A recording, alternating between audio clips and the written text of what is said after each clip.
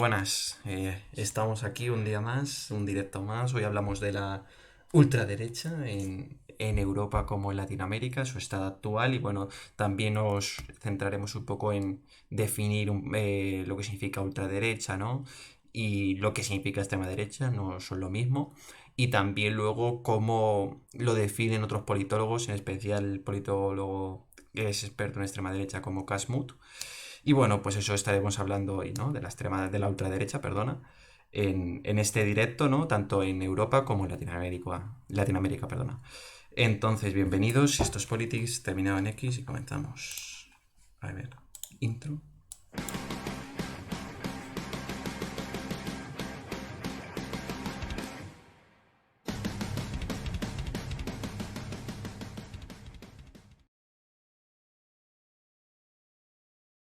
Estás decaído.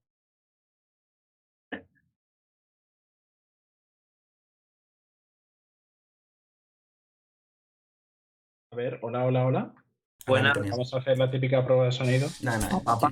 ya se nos escucha, ya se nos escucha. Sí, se Bueno, nos ha escuchado ahora. solo hay una persona, si esa persona... No sé si eres tú, Jorge, el que está... Soy yo, soy yo, soy Ah, yo. vaya. Es decir, que esto es un poquito... nos respondemos a nosotros mismos. Es íntimo, es íntimo. Es súper íntimo, sí, sí, sí, eso parece. Bueno, esperemos que alguien se quiera meter mientras estamos aquí. Bueno, pues eso, hoy hablamos de la ultraderecha, ¿no? Definimos términos, hablamos de su estado actual y bueno, yo creo, bueno, yo sí, os voy a preguntar eso. ¿Cómo veis la ultraderecha, ¿no? El estado actual de la ultraderecha. Es decir, ¿lo veis que todavía tiene futuro? Bueno, pregunto de manera general, pero si queréis también podéis enfocarlo en Europa, por ejemplo, que es sobre todo al final lo que más controlamos, ¿no? Entonces, si queréis responder a esa pregunta, ¿no? ¿Cómo veis la ultraderecha actualmente, ¿no? El futuro como su presente. Yo personalmente creo que la ultraderecha tiene futuro en tanto en cuanto tiene mucha adaptabilidad a su entorno. O sea, los diferentes exponentes de extrema derecha de los que vamos a hablar después y que conocemos como Salvini o Le Pen, pues siempre hay cierta adaptabilidad al contexto existente. Entonces, yo creo que dependiendo de lo bien que se sepan adaptar a ese contexto y siempre que exista en ese contexto temas especialmente sensibles para la extrema derecha, como puede ser la inmigración, el terrorismo, la seguridad, yo creo que puede haber futuro para la extrema derecha. Ujú. Sí, bueno, has comentado Le Pen y Salvini, pero ya Le Pen y Salvini están siendo en parte opacados, ¿no? Luego lo Están siendo veremos. fatal. Luego lo No, no, veremos. Bueno, ¿quién quiere pero comentar? sí, sí, me oís, ¿no? Sí, sí, se te escucha perfecto. Sí, Ah.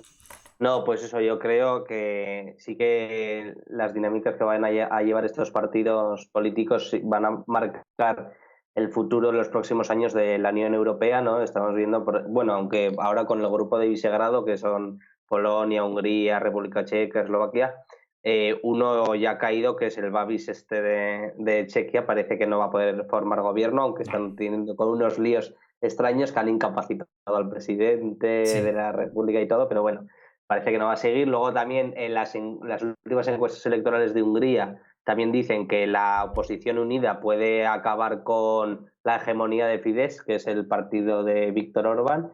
Y esto, pero bueno, sí que vemos que el debate de esta semana con Polonia en el Parlamento Europeo y todo eso vemos que puede marcar durante los próximos años el futuro de los partidos, sobre todo que se integran en los grupos de conservadores y reformistas y los de la democracia, sí que si van adquiriendo una mayor fuerza y sobre todo las elecciones eh, europeas del 2024 quieren más fuerza de la que ya tuvieron en 2019, sí que pueden marcar muy seriamente el futuro pues, de la Unión Europea. Sí, y encima vemos también que muchos de estos partidos que tú dices de Visegrado, muchos que eran del Partido Popular Europeo, ahora están virando, ¿no? Hacia más derecha ultra, ¿no? Y lo vemos en Hungría, pero también en Eslovenia, ¿no?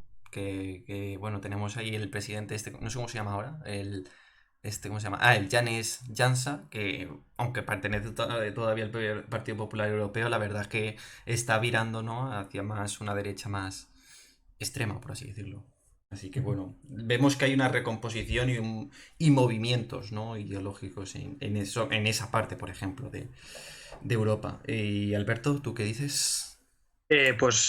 Buenas tardes a todos. Bueno, y en primer lugar, pues respondiendo a tu pregunta, es decir, que si tiene futuro, bueno, en qué momento se encuentra la extrema derecha, yo creo que desgraciadamente es un sí claro, al menos por ahora, puesto que si bien ha tenido batacazos interesantes, ¿no? Es decir, tras lo que es el gobierno de Trump y de Bolsonaro, ¿no? Con los escándalos que le acucian recientemente, pero si nos centramos un poco en el contexto europeo y latinoamericano, hay que reconocer que su crecimiento es ciertamente importante, ¿no? Es decir, y preocupante. Entonces, ya no solo por lo que es la marcha de estos partidos, sino también por el movimiento que genera tras él, en este caso sobre los partidos conservadores tradicionales en sus postulados en algunos países, ¿no? Entonces, hay que ver un poco, pues, si esa influencia pues queda del todo impulsada con los resultados que puedan sacar en próximos comicios en Italia y Francia, ¿no? Que es donde puede dar ese salto del poder que ya acapara actualmente, ¿no? Como es en Hungría y Polonia, donde puede perderlo, aunque es difícil, ¿no? Entonces, es decir, hay cierta incertidumbre, pero por lo general yo creo que se va a consolidar en uno próximo. Sí, la verdad es que abril de 2022 para la ultraderecha, ¿no? En Francia como en Hungría va a ser interesante, ¿no? Porque en Francia al final compiten, bueno, competirían dos fuerzas, aunque todavía Zemmour no ha confirmado si estará. Y luego lo de Hungría veremos, ¿no? Porque actualmente, pues, y como te decía Javier, la oposición unida por ahora tiene mayor voto, ¿no? Que Fidesz, pero bueno, todavía quedan unos 6 meses, ¿no? Así que iremos viendo, ¿no? Alberto he visto celebrar, ¿no? Porque ahora está el Real Madrid. Ha marcado el segundo. Claro, claro, que es que no estaba celebrando porque la ultraderecha perdiese en Hungría ni nada de eso, sino por el partido del Real Madrid. Bueno, esperemos que ahora ya cuando termine el partido este del Real Madrid y Barcelona la gente se meta y le dé duro a este directo, pero bueno, no sé, confiemos, ¿no? En que esto Los pase. rusos, que también ven De momento, el clásico. de momento Alberto también va a estar más presente, así que... Sí, y bueno, pues entonces, si os parece, ya que hemos hecho así una pequeña introducción, ¿no? Así unas pinceladas, ¿no? Unas líneas generales de esta ultraderecha, Jorge, te voy a preguntar, ¿no? Que tú eres ahí el que te has leído sobre todo a Casmut y demás, eso, las diferencias existentes en los términos ultraderecha y extrema derecha, que muchas veces los utilizamos como si fuese lo mismo, pero no significan lo mismo, ¿no?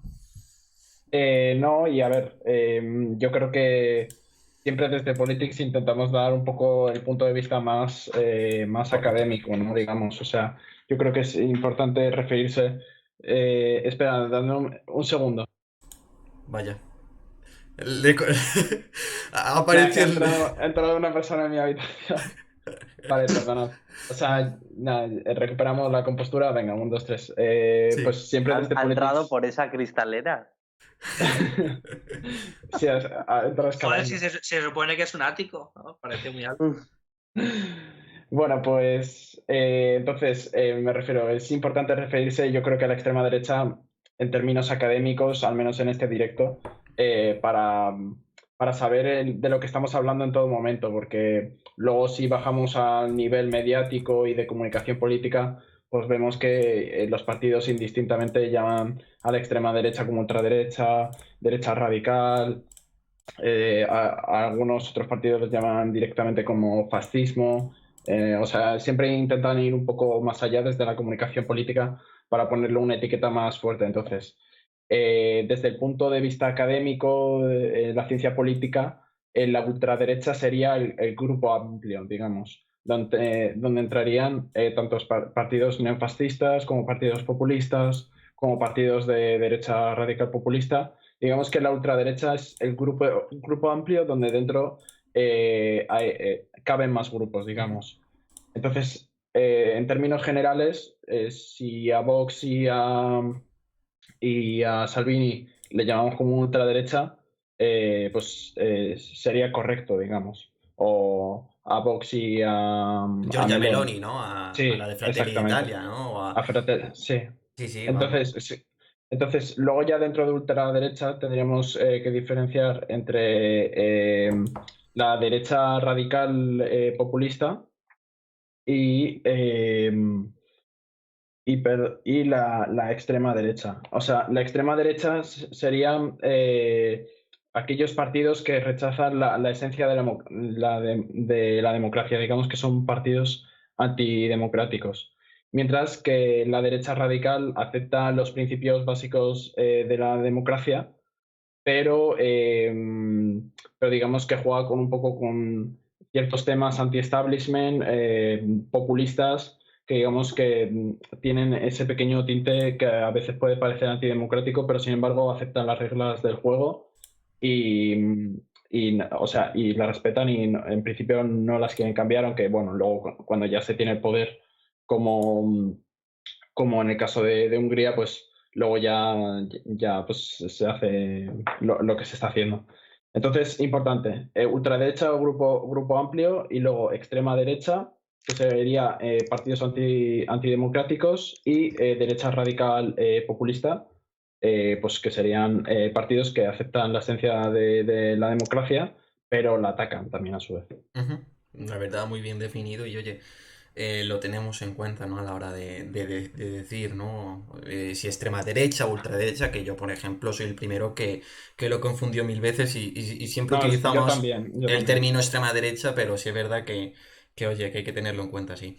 Y luego también decías lo de, bueno, Casmut hablaba de las olas, ¿no? De la ultraderecha, ¿no? Porque no es lo mismo la ultraderecha de los 80, ¿no? Que la de ahora, ¿no? Es decir, ha sufrido una serie de evoluciones, ¿no? De cambios, Sí, ¿no? sí.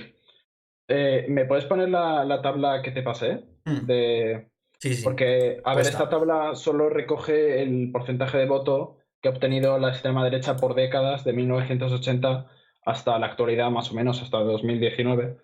Eh, entonces, bueno, también, como veis, número de países en la década de los 80 no estaban incluidos los países de la Europa Oriental.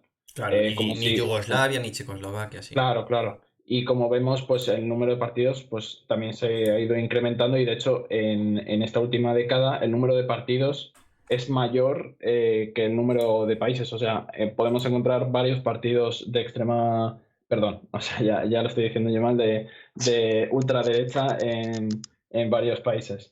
Entonces, Cashmute distingue diferentes etapas de la ultraderecha eh, y aunque no, o sea, en la primera etapa, digamos, que correspondería al periodo de 1945-1955. Digamos que no son periodos, o sea, no son categorías exactas ni cerradas. O sea, está muy abierto a discusión Claro, son todas ciencias estas sociales al etapas. final, así que. Claro, o sea, y o sea, me refiero, no pasó el año 1955 y empezó la siguiente etapa de forma Claro. automática. O sea, son procesos, pues, en los que puede haber cierta discusión y en los que hay Mm, cierta confusión. sí, sí. Pero importante, después de la Segunda Guerra Mundial, los partidos bueno, perdón, la ideología fascista, digamos, se vistió bueno, no se vistió, digamos que se intentó adaptar a los nuevos regímenes democráticos, pero sin ocultar ese fascismo, digamos. O sea, siguieron definiendo sus principios fascistas y, de hecho, en Alemania el Partido Socialista del Reich fue ilegalizado. O sea, son partidos que defendían postulados fascistas y eran puramente antidemocráticos. O sea, en este caso, por ejemplo, nos estaríamos refiriendo a la extrema derecha. Ujú. Luego ya pasaríamos a la siguiente etapa, que sería el populismo de derechas, que iría de 1955 a 1980, más o menos. Como digo, no son periodos súper cerrados Ujú. y las fronteras son difusas. Y digamos que en este periodo el movimiento más destacado es el pujaidismo en Francia, Ah, sí. eh, impulsado por Pierre Poilievre, que es pues, el líder de este movimiento, sí. De ahí Entonces, pertenecía Le Pen, ¿no? Jean-Marie Le Pen, ¿no? Venía de esas exactamente, filas. exactamente, sí, porque Le Pen perteneció a las juventudes poilleristas, entonces bebió de esas ideas que, que digamos que aceptaban la democracia, ya sí que aceptaban la democracia, pero eh, mm, o sea, ¿cómo decirlo? digamos que la combatían en cierto modo, pero se adaptaban mejor que esos partidos de posguerra, digamos. Sin embargo, bueno, al final el puyaidismo, cuando apareció este partido de Charles de Gaulle de la Quinta República, pues desapareció. Digamos que el partido más destacado de esta etapa pues desapareció, y luego pues aparecieron otros partidos como el Partido de los Agricultores Neerlandés, pues diferentes partidos que tampoco tuvieron mucha más trascendencia porque, como vemos en la tabla, en 1980 el porcentaje del voto era de 1,1%. Sí, sí, O sea, poquísimo. no era mucho. Residual, sí. Así que ya pasaríamos a la siguiente etapa, que sería de 1980 al 2000. Como vemos, pues en cada etapa se ha ido aumentando cada vez más el porcentaje de voto. Hay un salto importante de 1980 al año 2000. Y pues dentro de esta etapa pues destacaría el Frente Nacional con ya Marine Le Pen. O sea, partidos que ya no suenan a día de hoy. También el FPO en Austria, el Partido Popular Suizo, son partidos que existen actualmente. Y digamos que jugaba mucho más con las ideas populistas anti-establishment y sobre todo ya más con la idea de la anti-inmigración, digamos, que es una idea que gira mucho en torno a la extrema derecha. Y ya la última etapa, que sería la cuarta ola, que Casmute dice que podría ir del año 2000 hasta la actualidad, se caracteriza por tres eventos que ocurrieron en el milenio. Estos tres eventos pues, son los atentados del 2001, del 11S, la gran recesión de 2008 y la crisis de los refugiados de 2015. Los partidos de extrema derecha pues, se aprovecharon de estos eventos pues, para afirmar esas ideas de que esas ideas sensibles en la extrema derecha, como es la seguridad, la anti-inmigración, también pues la seguridad, sí, como he dicho. Entonces, nada, también una característica importante de esta cuarta ola es que los partidos de extrema derecha ya se empiezan a desestigmatizar, digamos que se empiezan a normalizar hacer coaliciones con estos partidos. Y de hecho, pues aunque veamos que en la década del 2010, esta última década, el promedio de votos es un 7,5%, la realidad es que pues, la extrema derecha ha logrado pues, importantes logros en algunos países como puede ser Hungría, Polonia, que vamos a hablar, entonces tampoco me quiero parar mucho Claro, claro. en hablar de ellos, pero también el Partido Popular danés y en Suiza el Partido de Extrema Derecha suizo, que también es cada vez también más importante en la política nacional. Sí, y después la otra tabla que me has pasado de Casmut, ¿no? Del libro de Casmut, la ultraderecha hoy, que es el libro este. Aquí lo que hace, ¿no? También es poner el promedio de voto, pero referido a las europeas, ¿no? Sí, básicamente pues Les se va pone... mejor, ¿no? Les va comparando, bueno, relativamente les va algo mejor, pero vamos, Tiene tampoco algún mucho punto destacar. más, pero tampoco ahí existe una gran diferencia. También puede ser por el efecto este que vimos de que las elecciones europeas son Como son de elecciones... segundo orden, sí, Claro, Elecciones suele de aumentar segundo el orden. voto a formaciones protesta y tal. claro, exactamente. O sea, como, bueno, ya habéis explicado vosotros, mucha población europea concibe estas elecciones como menos importantes y se decide por votar por opciones que no votaría en las elecciones nacionales. Sí, y luego en el Parlamento Europeo lo que pasa es que la extrema derecha está dividiendo grupos. Entonces, pues eso, también dentro de la extrema derecha hay fragmentación al haber ya dos grupos, ¿no? Quiere decir que parten relativamente de postulados ciertamente distintos, ¿no? Algo distintos, ¿no? Y bueno, también el siguiente gráfico que quería poner es uno de Piketty, que yo creo que, bueno, lo hemos puesto en los últimos directos, lo hemos puesto varias veces, ¿no? Ya se lo conocen de carrerilla, el Sí, que haya sí. estado en los Vamos, pero es directos. que está muy bien, porque cuando hablamos de estos tipos de familia de partidos, pues podemos ver muy bien cómo han ido teniendo cada vez mayor voto, ¿no? Pues distintas formaciones, ¿no? Y aquí lo que vemos es que los partidos anti-inmigración, ¿no? Que es como los cataloga aquí Piketty y su grupo de análisis, bueno, pues a partir de los años 80, ¿no? Es cuando empiezan a tener mucho mayor voto, ¿no? Que es, pues eso, 5 o 6%, ¿no? Y hasta la actualidad, ¿no? Es decir, 2010-2020, que llegan, pues eso, a un 11%, es decir, unos números bastante importantes. Bueno, importantes. Oye, Sí, que pueden jugar a la hora de un parlamento, pueden tener su importancia. Lo vimos, por ejemplo, en Austria, ¿no? Así que hay que tenerlo en cuenta. Bueno, también, obviamente, en Hungría o Polonia, eso ya lo daba por hecho, ¿no? Pero bueno. Y después el siguiente gráfico que también he escogido de esto de pero, Piketty. pero de este, espera, de este veo Sí, que pese a los ciclos, ¿no? Constantes, las dos grandes familias, ¿no? Políticas europeas, los conservadores o democristianos y los socialdemócratas, no han variado que va. excesivamente su porcentaje de votos, así como los liberales tampoco. Lo que sí que vemos una desaparición de comunistas y una aparición luego de verdes y de partidos anti-inmigración. O Sí, sí, sí, sea, pero de eso. las grandes familias, Tiene y una las dos tendencia familias homogénea. que ahora sostienen la Comisión Europea, bueno, y los poderes de la Unión Europea, que son socialdemócratas, conservadores y liberales, pues no han variado excesivamente desde la Segunda Guerra Mundial. No, no, es así, el eje el famoso eje Galtán, ¿no? Es decir, esto, verdes, derecha y bueno, liberales, ¿no? También, bueno, han ido teniendo mayor votos y es verdad que los liberales siempre han estado ahí, pero también hemos visto que en estos últimos años pues han tenido algunos gobiernos, ¿no?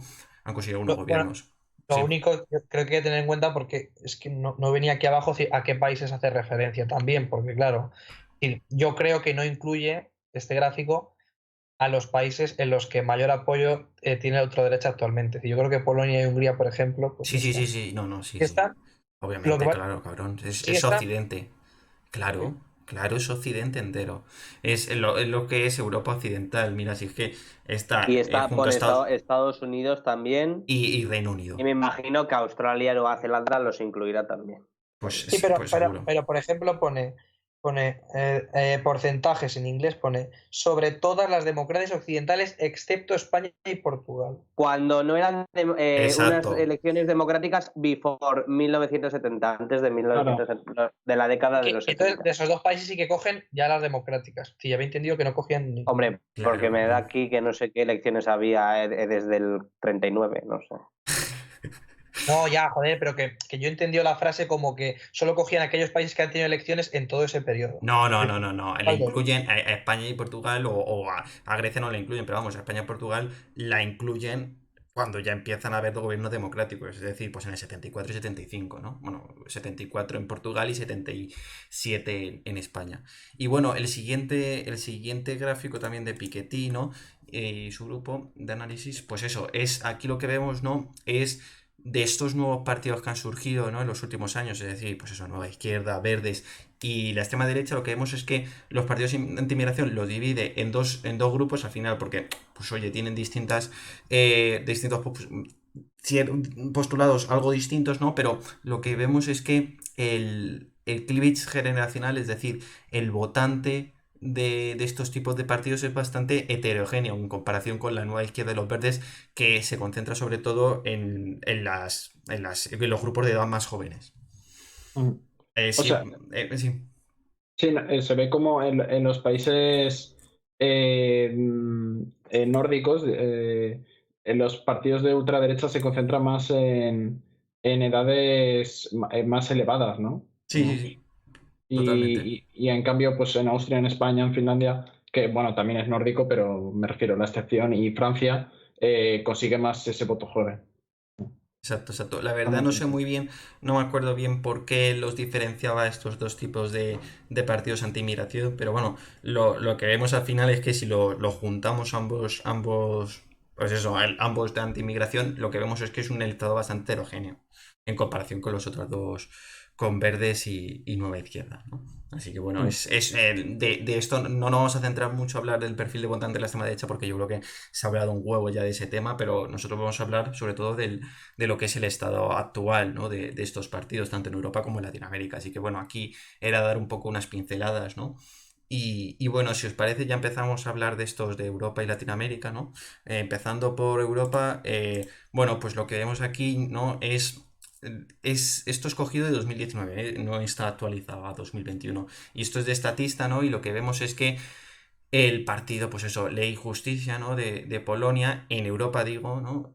Pues sería el partido que mayor voto, es decir, dentro de la ultraderecha, conseguiría, ¿no? Luego estarían, eh, bueno, la extrema derecha suiza, ¿no? Con un 25,6%, Jobbik en Hungría, que no incluye a Fidesz, ¿no? Porque en su día Era el Partido Fidesz, Popular Europeo en ese exacto, momento. hasta marzo de 2021 era Partido Popular En ese Europeo. momento, claro, las últimas elecciones creo que también superaba el 40% del voto, pero por eso no lo incluye. Claro, claro.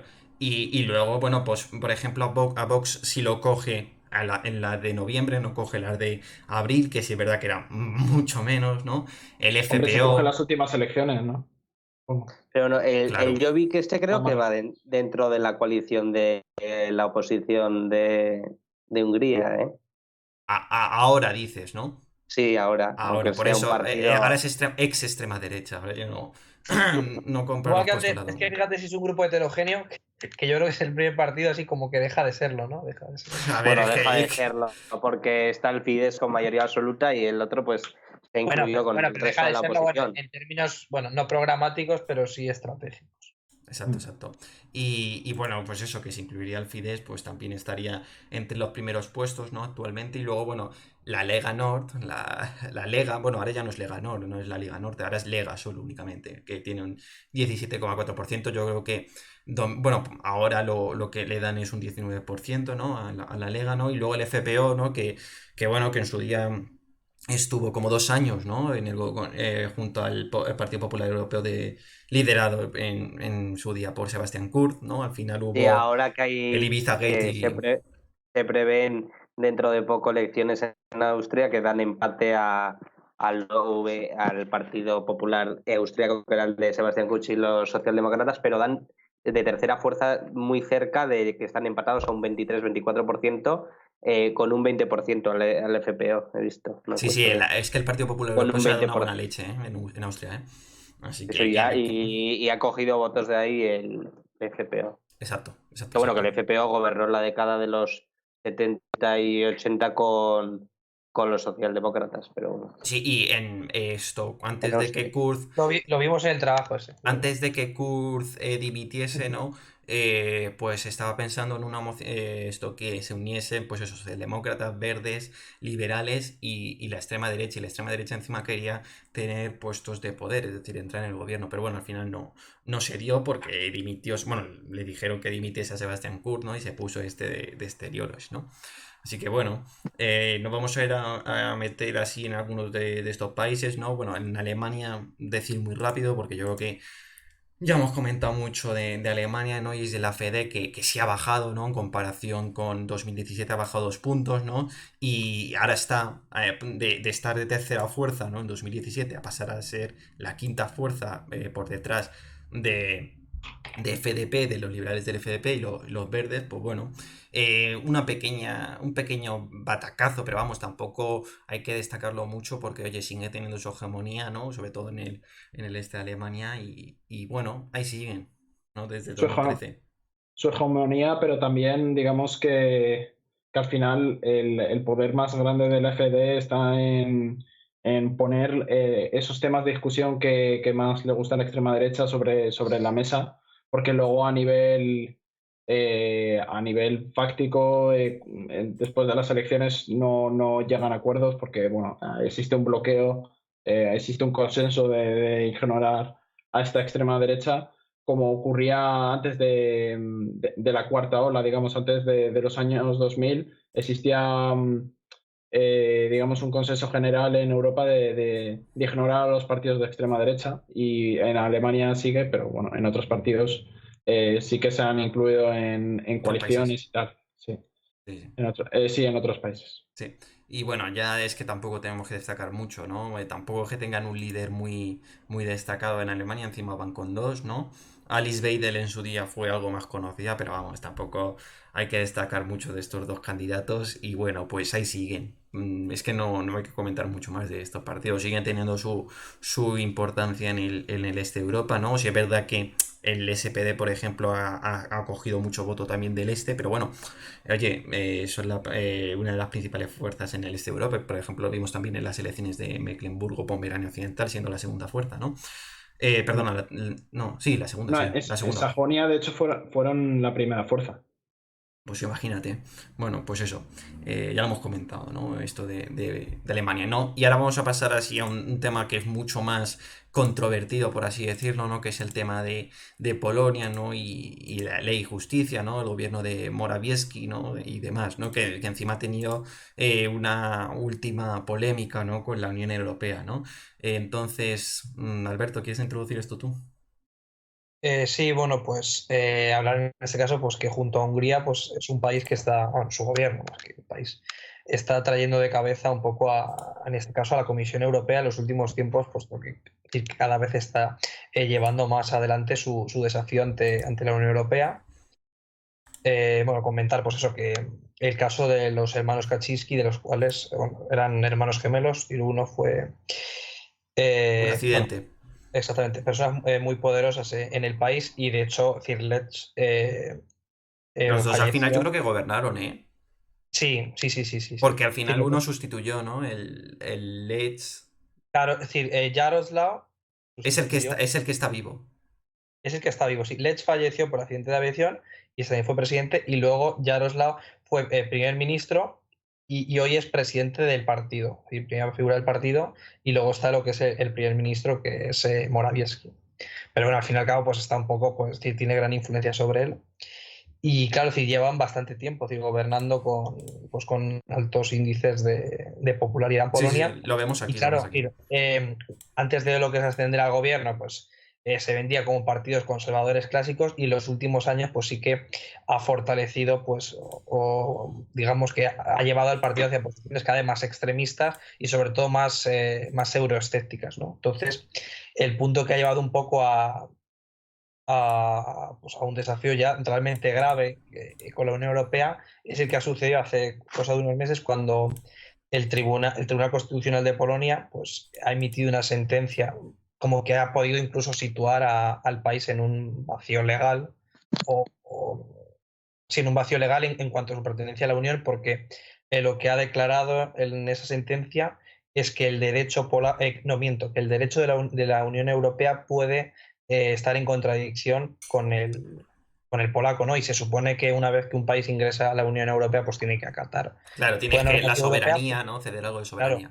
puesto que los estados pues, ceden parte de esa soberanía, en este caso a la Unión Europea, a cambio pues, bueno, de los beneficios de participar en el club. Pero claro, el derecho comunitario se supone que está por encima del derecho de los estados, ¿no? Es decir, como hemos estudiado, las directivas pues, son de directa aplicación. Entonces, claro, esta desobediencia del tribunal, que en gran parte está formado por jueces nombrados Afines directamente, claro, afines al, al al PIS. gobierno, pues porque claro, exactamente, el Poder Judicial está bastante corrompido, desgraciadamente, por lo que es el Ejecutivo de Ley y Justicia, pues ha situado en este caso a Polonia al limbo realmente, en un limbo legal cercano a estar fuera, en este caso, de la órbita europea. Entonces se ha celebrado esta semana, ¿no? una cumbre europea muy tensa en la que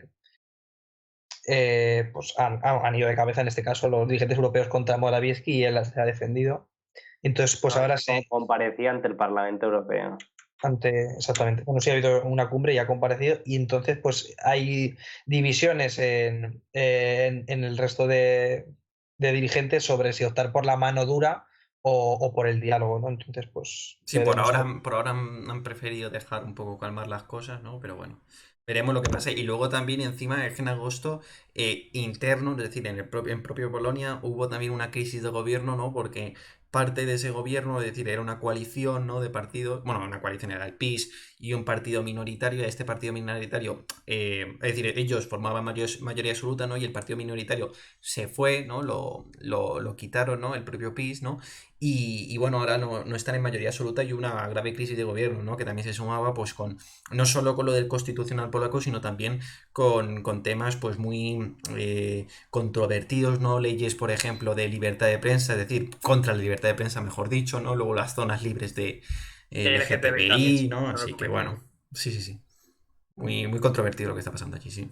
Entonces, Y claro, de ya, hecho, ya en su momento, al igual que a Hungría, y ya termino, pues bueno, se le amenazó, es decir, al final el único arma que ha utilizado la Unión Europea es, bueno, que eso sí que lo ha efectuado, paralizar en este caso, o no dar el visto bueno a los presupuestos, sino el proyecto de recuperación, ¿no?, de cada país para recibir los fondos, y más allá de eso, pues no ha seguido adelante, ¿no?, con otras medidas de presión. Yo quería comentar nada, que es curioso como vemos en el gráfico todos los partidos que existen ahora en la escena polaca, y digamos que la izquierda tiene un espacio muy reducido. O sea, la mayoría de partidos son derecha, centro-derecha, confederaciones de ultraderecha. Pues es curioso, digamos. Sí, o sea, residual. ¿Cómo? Que es residual la izquierda, vamos, que es derecha, Sí, extrema derecha. sí. Bueno, es que de hecho no hay más que un partido, ¿no?, con representación, y sería como asimilable al PSOE con apenas un 8%. Sí. No, la verdad es que no. Un país muy católico y a ver, pues. No, bueno, pero no es porque sea católico solo, vamos. Pero bueno, sí es verdad, tendencia liberal, ¿no? Y ahora relacionándolo también con otro país que está teniendo una tendencia liberal en Europa, como es Hungría, ¿no? Que, bueno, pues también ha tenido problemillas con la Unión Europea, ¿no? A la hora bueno, pues las leyes que se tomaban, ¿no? O, bueno, las decisiones que se tomaban desde el propio gobierno de Víctor Orbán, ¿no? Bueno, pues bueno, que se podían tildar un poco, bueno, se tildaban de liberales, ¿no?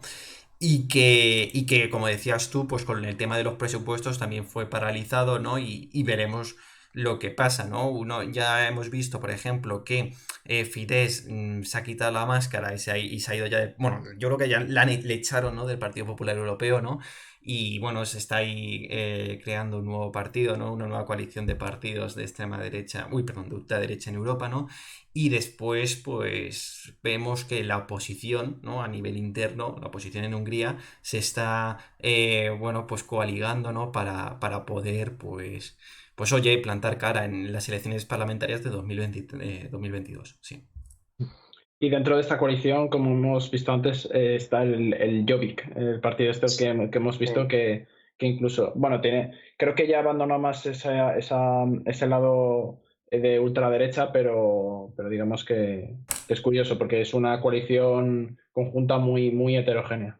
Sí, porque son socialistas, verdes, liberales. El que ahora es el candidato es un conservador. No es esa línea dura de Orbán, pero bueno, sí es verdad que es conservador, ¿no? Y eso puede hacer que pueda pueda plantar mejor cara, por ejemplo, en 2022 a Orbán. Estamos en el gráfico este de la evolución del voto del 14 al 18, ¿no? Sí, en Hungría. sí. Ese, claro, como vemos, o sea, si el Fidesz tiene más de un 50% de intención de voto y el Jobbik tiene en torno a un 20%, es que estamos hablando de un 70% de unas fuerzas, ¿no?, pues muy conservadoras, vamos a decirlo.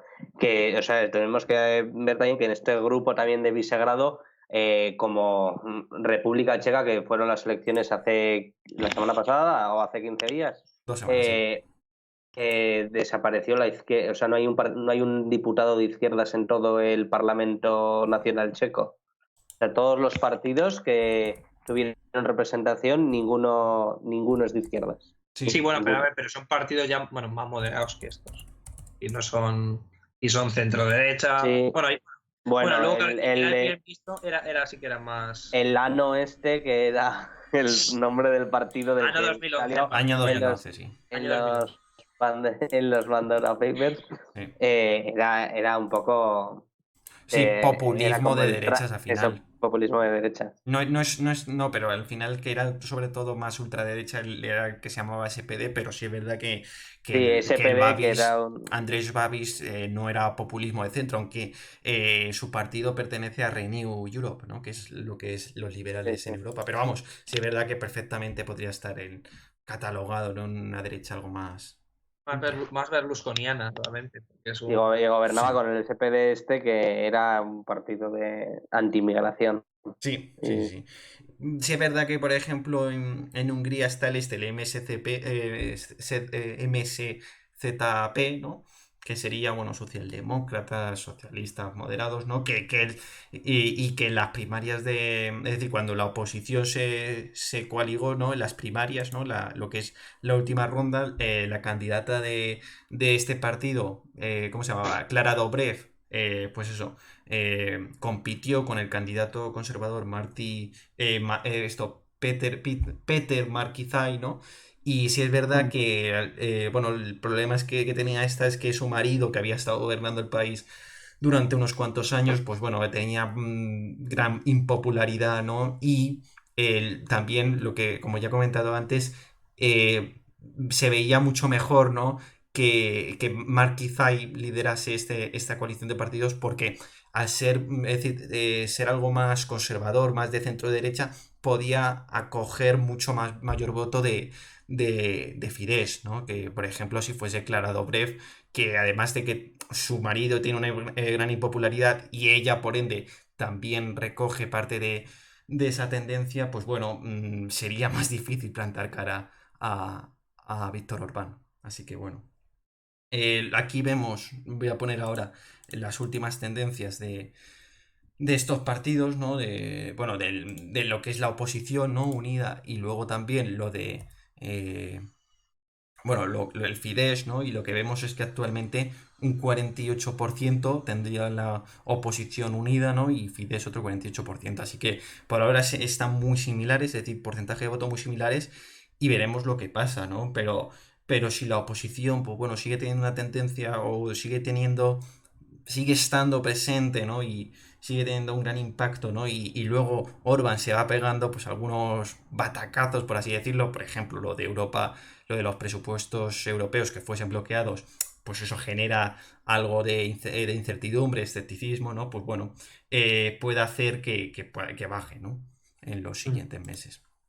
Ya es curioso como antes de elegir un candidato, y ya lo has comentado tú, de esa segunda ronda entre Dobrev y Markizai, ya esta coalición tiene un porcentaje de votos muy importante, bueno, haciendo cara al Fidesz directamente. Entonces yo creo que con el candidato conservador que han elegido, Markizai, Ozai, no sé cómo se pronuncia exactamente, yo creo que realmente existen posibilidades de que Víctor Orbán pueda perder, sobre todo dependiendo también de la campaña que hagan, si hacen una buena campaña o no, y también, pues como tú comentas, de lo mal que le vaya a Orbán también con la Unión Europea.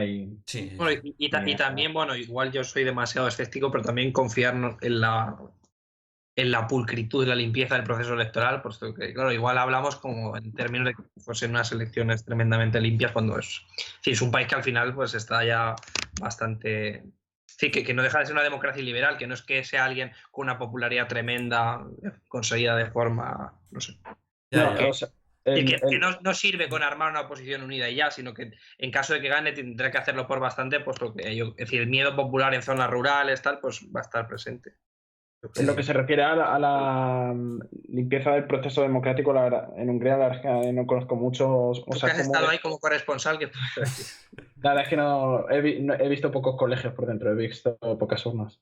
Pero yo, o sea, también un punto a favor de Orbán que juega a su favor es que tiene control a los medios de comunicación. Entonces, claro, eso de cara a una campaña electoral, obviamente, pues juega a tu favor. O sea, eso también hay que tenerlo en cuenta. Bien, pues ya hemos hablado de Hungría y Polonia, ahora vamos a meternos ya en Italia, ¿no? Que también, bueno, tiene su parte de, no sé cómo decirlo, pero vamos, que tiene que está, por así decirlo, interesante, ¿no? Porque la ultraderecha no solo compite un partido, ¿no? Sino que se da la situación de que actualmente hay dos partidos, ¿no?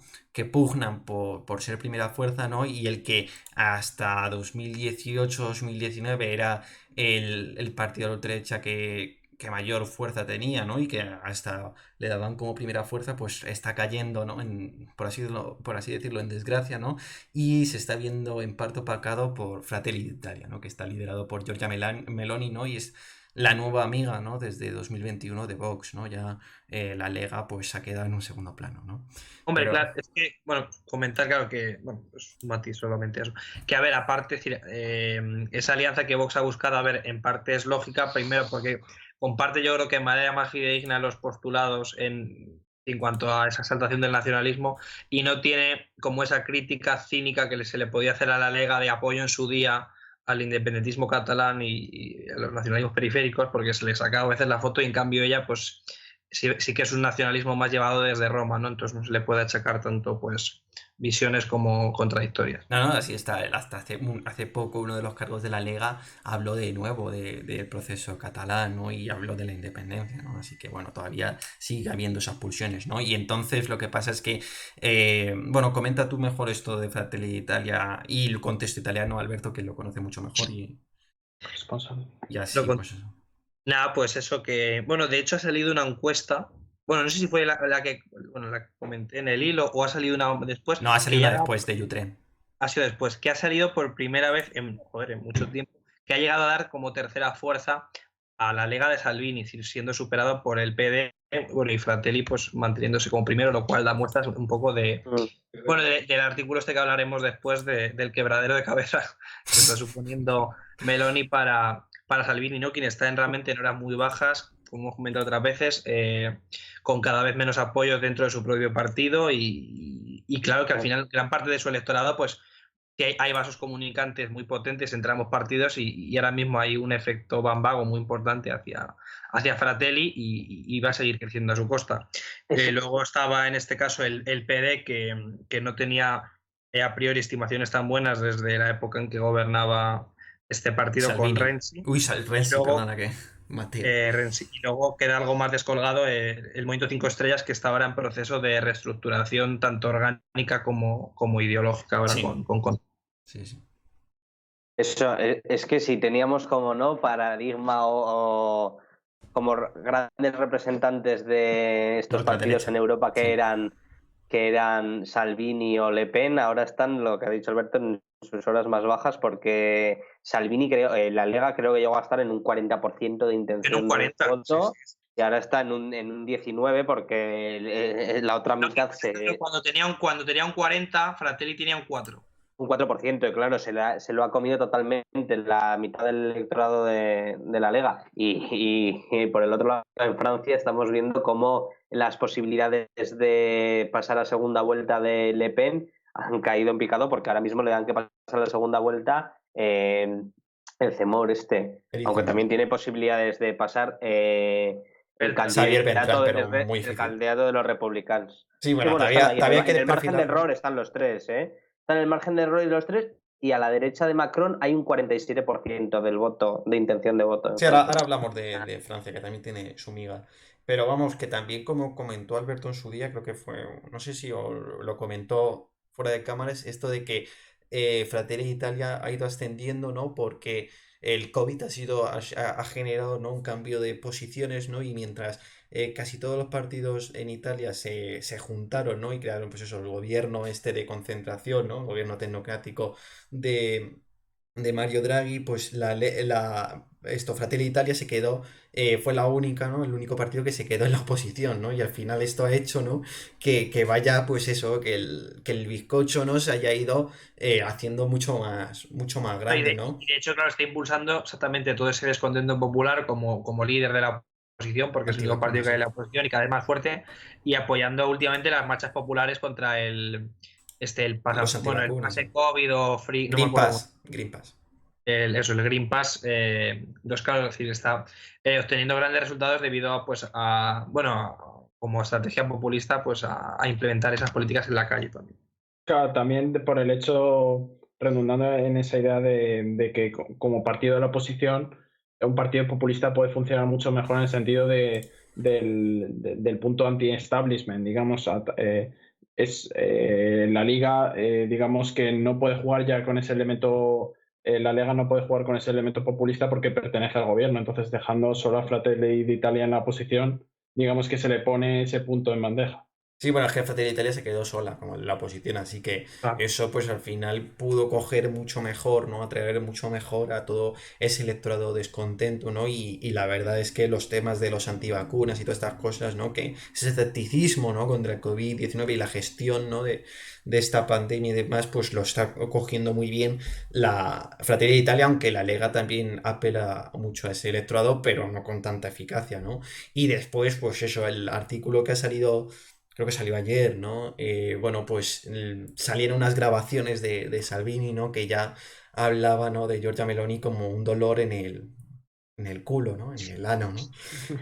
La verdad que se le está quedando, es que está quedando súper opacado, ¿no? Y al final, pues tiene que buscar nuevos espacios, ¿no? Se ha hablado, se ha rumoreado, ¿no? De que, bueno, pues puede hacer guiños al Partido Popular Europeo, ¿no?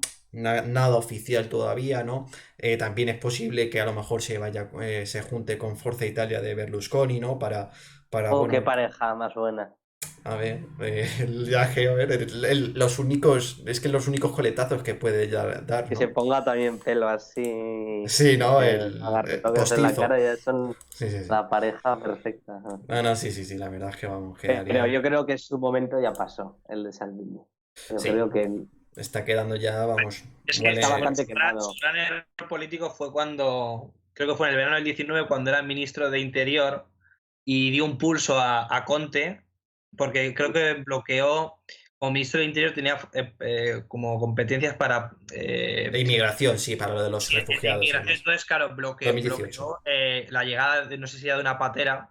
No, era el Baitwatch, que es un barco de recogida Ah, bueno, bueno, pues de africanos, era de ¿no? De esos recogida africanos. de inmigrantes Del irregulares. Claro, Mediterráneo. él creyó, claro, en ese momento es cuando tenía ese apoyo popular del 40% en caso de se celebrar las elecciones, dio el pulso con tal de haberla forzado y pensando, claro, que si iba a haber convocado elecciones, lo único que sucedió es que se le destituyó y se formó gobierno en vez de con la Liga, con el PD y ya está. Claro, fue lo que sucedió. No, vale, pero el PD siempre estaba y el Movimiento 5 Estrellas también estaba. Lo que pasa es que echaron a la Lega, Ah, bueno, punto. echaron a la Lega y bueno, y tuvieron que No, buscar no, no, ahora. no, no, no, no. El Partido Democrático no estaba gobernando con la Lega, ¿eh? El, Gobernaba la Lega, La gobernaba Lega la con el Lega y el Movimiento 5 Movimiento 5 Estrellas y luego Estrellas fue el Movimiento 5 Estrellas con el PD. con Claro. el PD. Sí, Y sí, otro pero día el también PD no gobernaba. El Movimiento dijeron 5 Estrellas gobernaba en coalición con la Lega y luego gobierna en coalición con el Partido con el PD. Democrático.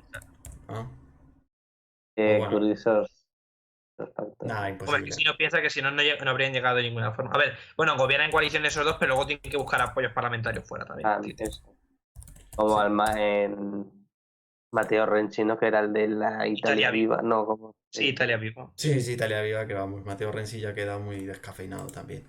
Es un Mateo Salvini, vamos. Los dos Ni están. siquiera aparece en las encuestas, ¿no? O si aparece de forma muy residual. Sí, Un exacto, 3%. sí, sí, sí. Es el IV, sí, un 2%. Sí, no. Un Me parece. 2%. Sí, sí. Italia Viva un 2%, sí, sí. No sé cuánto es el umbral, yo creo que es un 2% por ahí, yo creo que no es un 3%, ¿eh? Y un 5%. Pero vamos, que sí, que no, que tampoco está muy bien Matteo Renzi en cuanto a intención de voto, ¿no? Y vemos pues eso, lo de la Fratelli d'Italia, ¿no? Cómo está cogiendo muy bien todo ese voto, ¿no? Descontento con la gestión de la pandemia y la gestión de gobierno en general, ¿no? Y ahora pasamos a Francia, ¿no? Que también tiene su miga, todavía quedan 6, 7 meses para las presidenciales, pero vamos, ya vamos, se está teniendo muy en cuenta porque tenemos a Zemmour, ¿no? Que es este nuevo polemista, ¿no? Que ha surgido, ¿no? Que surgió en agosto, septiembre, ¿no? Y que, aunque todavía no se ha presentado para ser candidato, ¿no? Está ahí, pues, calculando, ¿no? Cuándo es el mejor momento, ¿no? Para presentarse. Después también tenemos a Macron, que la verdad tiene cierta impopularidad, ¿no? Por ejemplo, el Green Pass, ¿no? También ahí ha tenido mucho impacto, ¿no? En cuanto de forma negativa, refiriéndome, ¿no? Y después que, que lo que les pasa, ¿no? Es que la extrema derecha, o perdón, la ultraderecha, madre mía, la ultraderecha está dividida actualmente en dos, ¿no? Que serían Marine Le Pen y Eric Zemmour, ¿no? Luego vemos a los republicanos que sí es verdad que tienen cierta importancia, pero la verdad es que es muy relativa, ¿no? Y pues Macron parece que es el único candidato ahora que puede estar en la segunda vuelta, ¿no? Y todo ya puede variar, ¿no? En el que sea el candidato en la segunda vuelta, ¿no? Que esté junto a Macron, ¿no? O que compita junto a Macron, ¿no? ¿Mm? Bueno, Creo que a Xavier Beltrán aún no lo han designado no, como no, no, no la han candidato. designado. Hasta el 4 de diciembre, Eso, que es por eso la no lo han convención de designado. los republicanos. Bueno, va a haber supuestamente unas primarias, pero vamos, Ya. lo más seguro es que sea Xavier Beltrán. Al principio no quería, Pero- no quería unas primarias, al final, bueno, ha aceptado. Pero Se ha imagínate, no ha plegado, aceptado. esperamos que ya de todas maneras no creo que cambien. Bueno, primero porque, bueno, que en teoría las van a hacer, pero que si ahora mismo ya las encuestas ya le dan, pues como que están ahí sí, que hay empate técnico en este caso para aspirar a entrar a la segunda vuelta. Yo no creo que se arriesguen en este caso a por otra cara más éxito. Es que Zemmour está en un 16% en la última encuesta, un 15% Le Pen y un 14% los republicanos. Y luego también hay un partido ahí a la derecha entre Le Pen y las republicanas, que es de Bund la Sí, pero sí tiene ya un 2%. Tiene un 3%, sí, pero si vemos todos los 4 partidos que hay a la derecha de Macron, que están en un 24%, está en un 47-48% a la derecha. O sea, que si no si resulta que no pasa la segunda vuelta ni Le Pen ni Zemmour y pasa Beltrán, que es el candidato más centrado, es posible que es la manera que más difícil tiene para revalidar el cargo Macron, si pasarán los republicanos a la segunda vuelta. Sí, pero yo lo veo, Bertrand, yo lo veo muy difícil. Que pase Zemmour, ¿no? A Macron le conviene que cuanto más radical pase mejor. el candidato, mejor.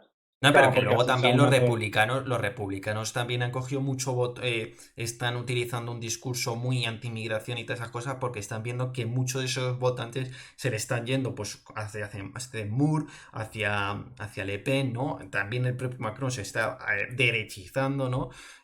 Porque pues eso, temas de inmigración, temas de seguridad están teniendo un papel súper importante a la hora de estas elecciones, ¿no? Y bueno, al final va a estar todo muy, es decir, lo que va a ser las presidenciales en abril va a estar todo muy enfocado, ¿no? en el escenario de la derecha, ¿no? Porque Sí, vamos, es que la izquierda suma un 23%, 8% sí, suma en un Mélenchon, 23%, pero todos un separados. 9% los verdes y un 5% los socialistas están en la última. Es que es increíble que, yo creo que no ha habido un proceso que, ningún país en el contexto europeo que en tan poco tiempo pase de gobernarte un partido socialista, ¿no? Del 2012 al 2017 que gobernó con Hollande, a tener pues eso, es decir, estimaciones de voto de un 5% con supuestamente la figura política más valorada socialista, alcaldesa de París, pero ya si tienes en cuenta todo el espectro de la izquierda, vamos, ya tienes intenciones de voto pues como en Polonia y Hungría y República Checa, ¿no? Es decir,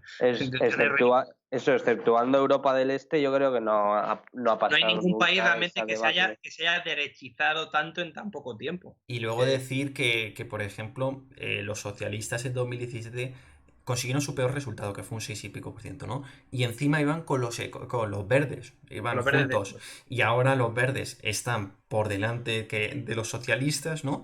Y vamos, es que los socialistas están un 5% y teniendo una figura como es la de Hidalgo, que tiene tanto impacto, pero también, como sabemos, muchas veces las capitales no responden al sentir generales de otras regiones del y que país. también el sistema electoral tira mucho, es que al final perjudica también.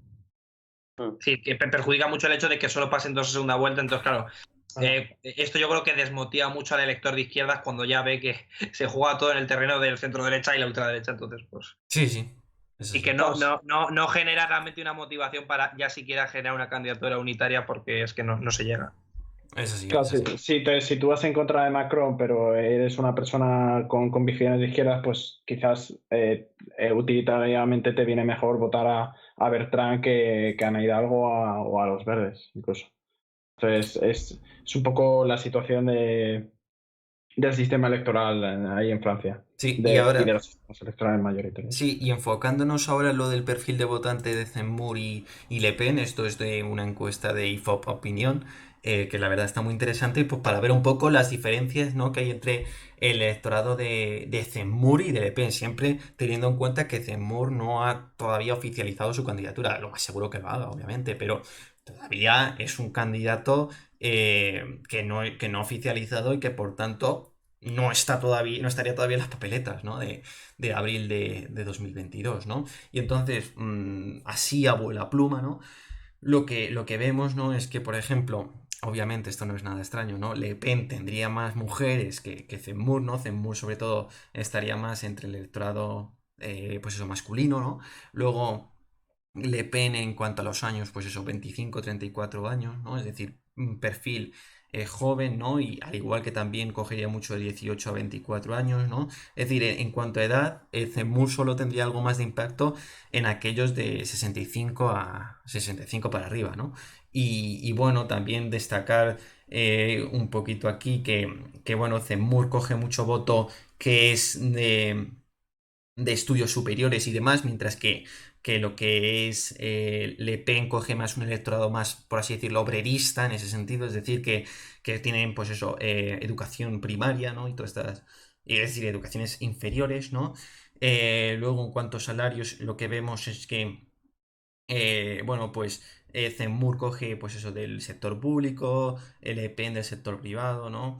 Y bueno, pues lo que vemos, ¿no? Es que Le Pen coge un electorado sobre todo más de la periferia de Francia, ¿no? Un electorado que se puede, pues eso, relacionar con la industria, con lo rural, ¿no? Mientras que Zemmour, sí es verdad que lo que intenta es obviamente coger un electorado mucho más heterogéneo, ¿no? Dentro de la derecha, pero sí es verdad que se ve que es un electorado algo más urbano, ¿no?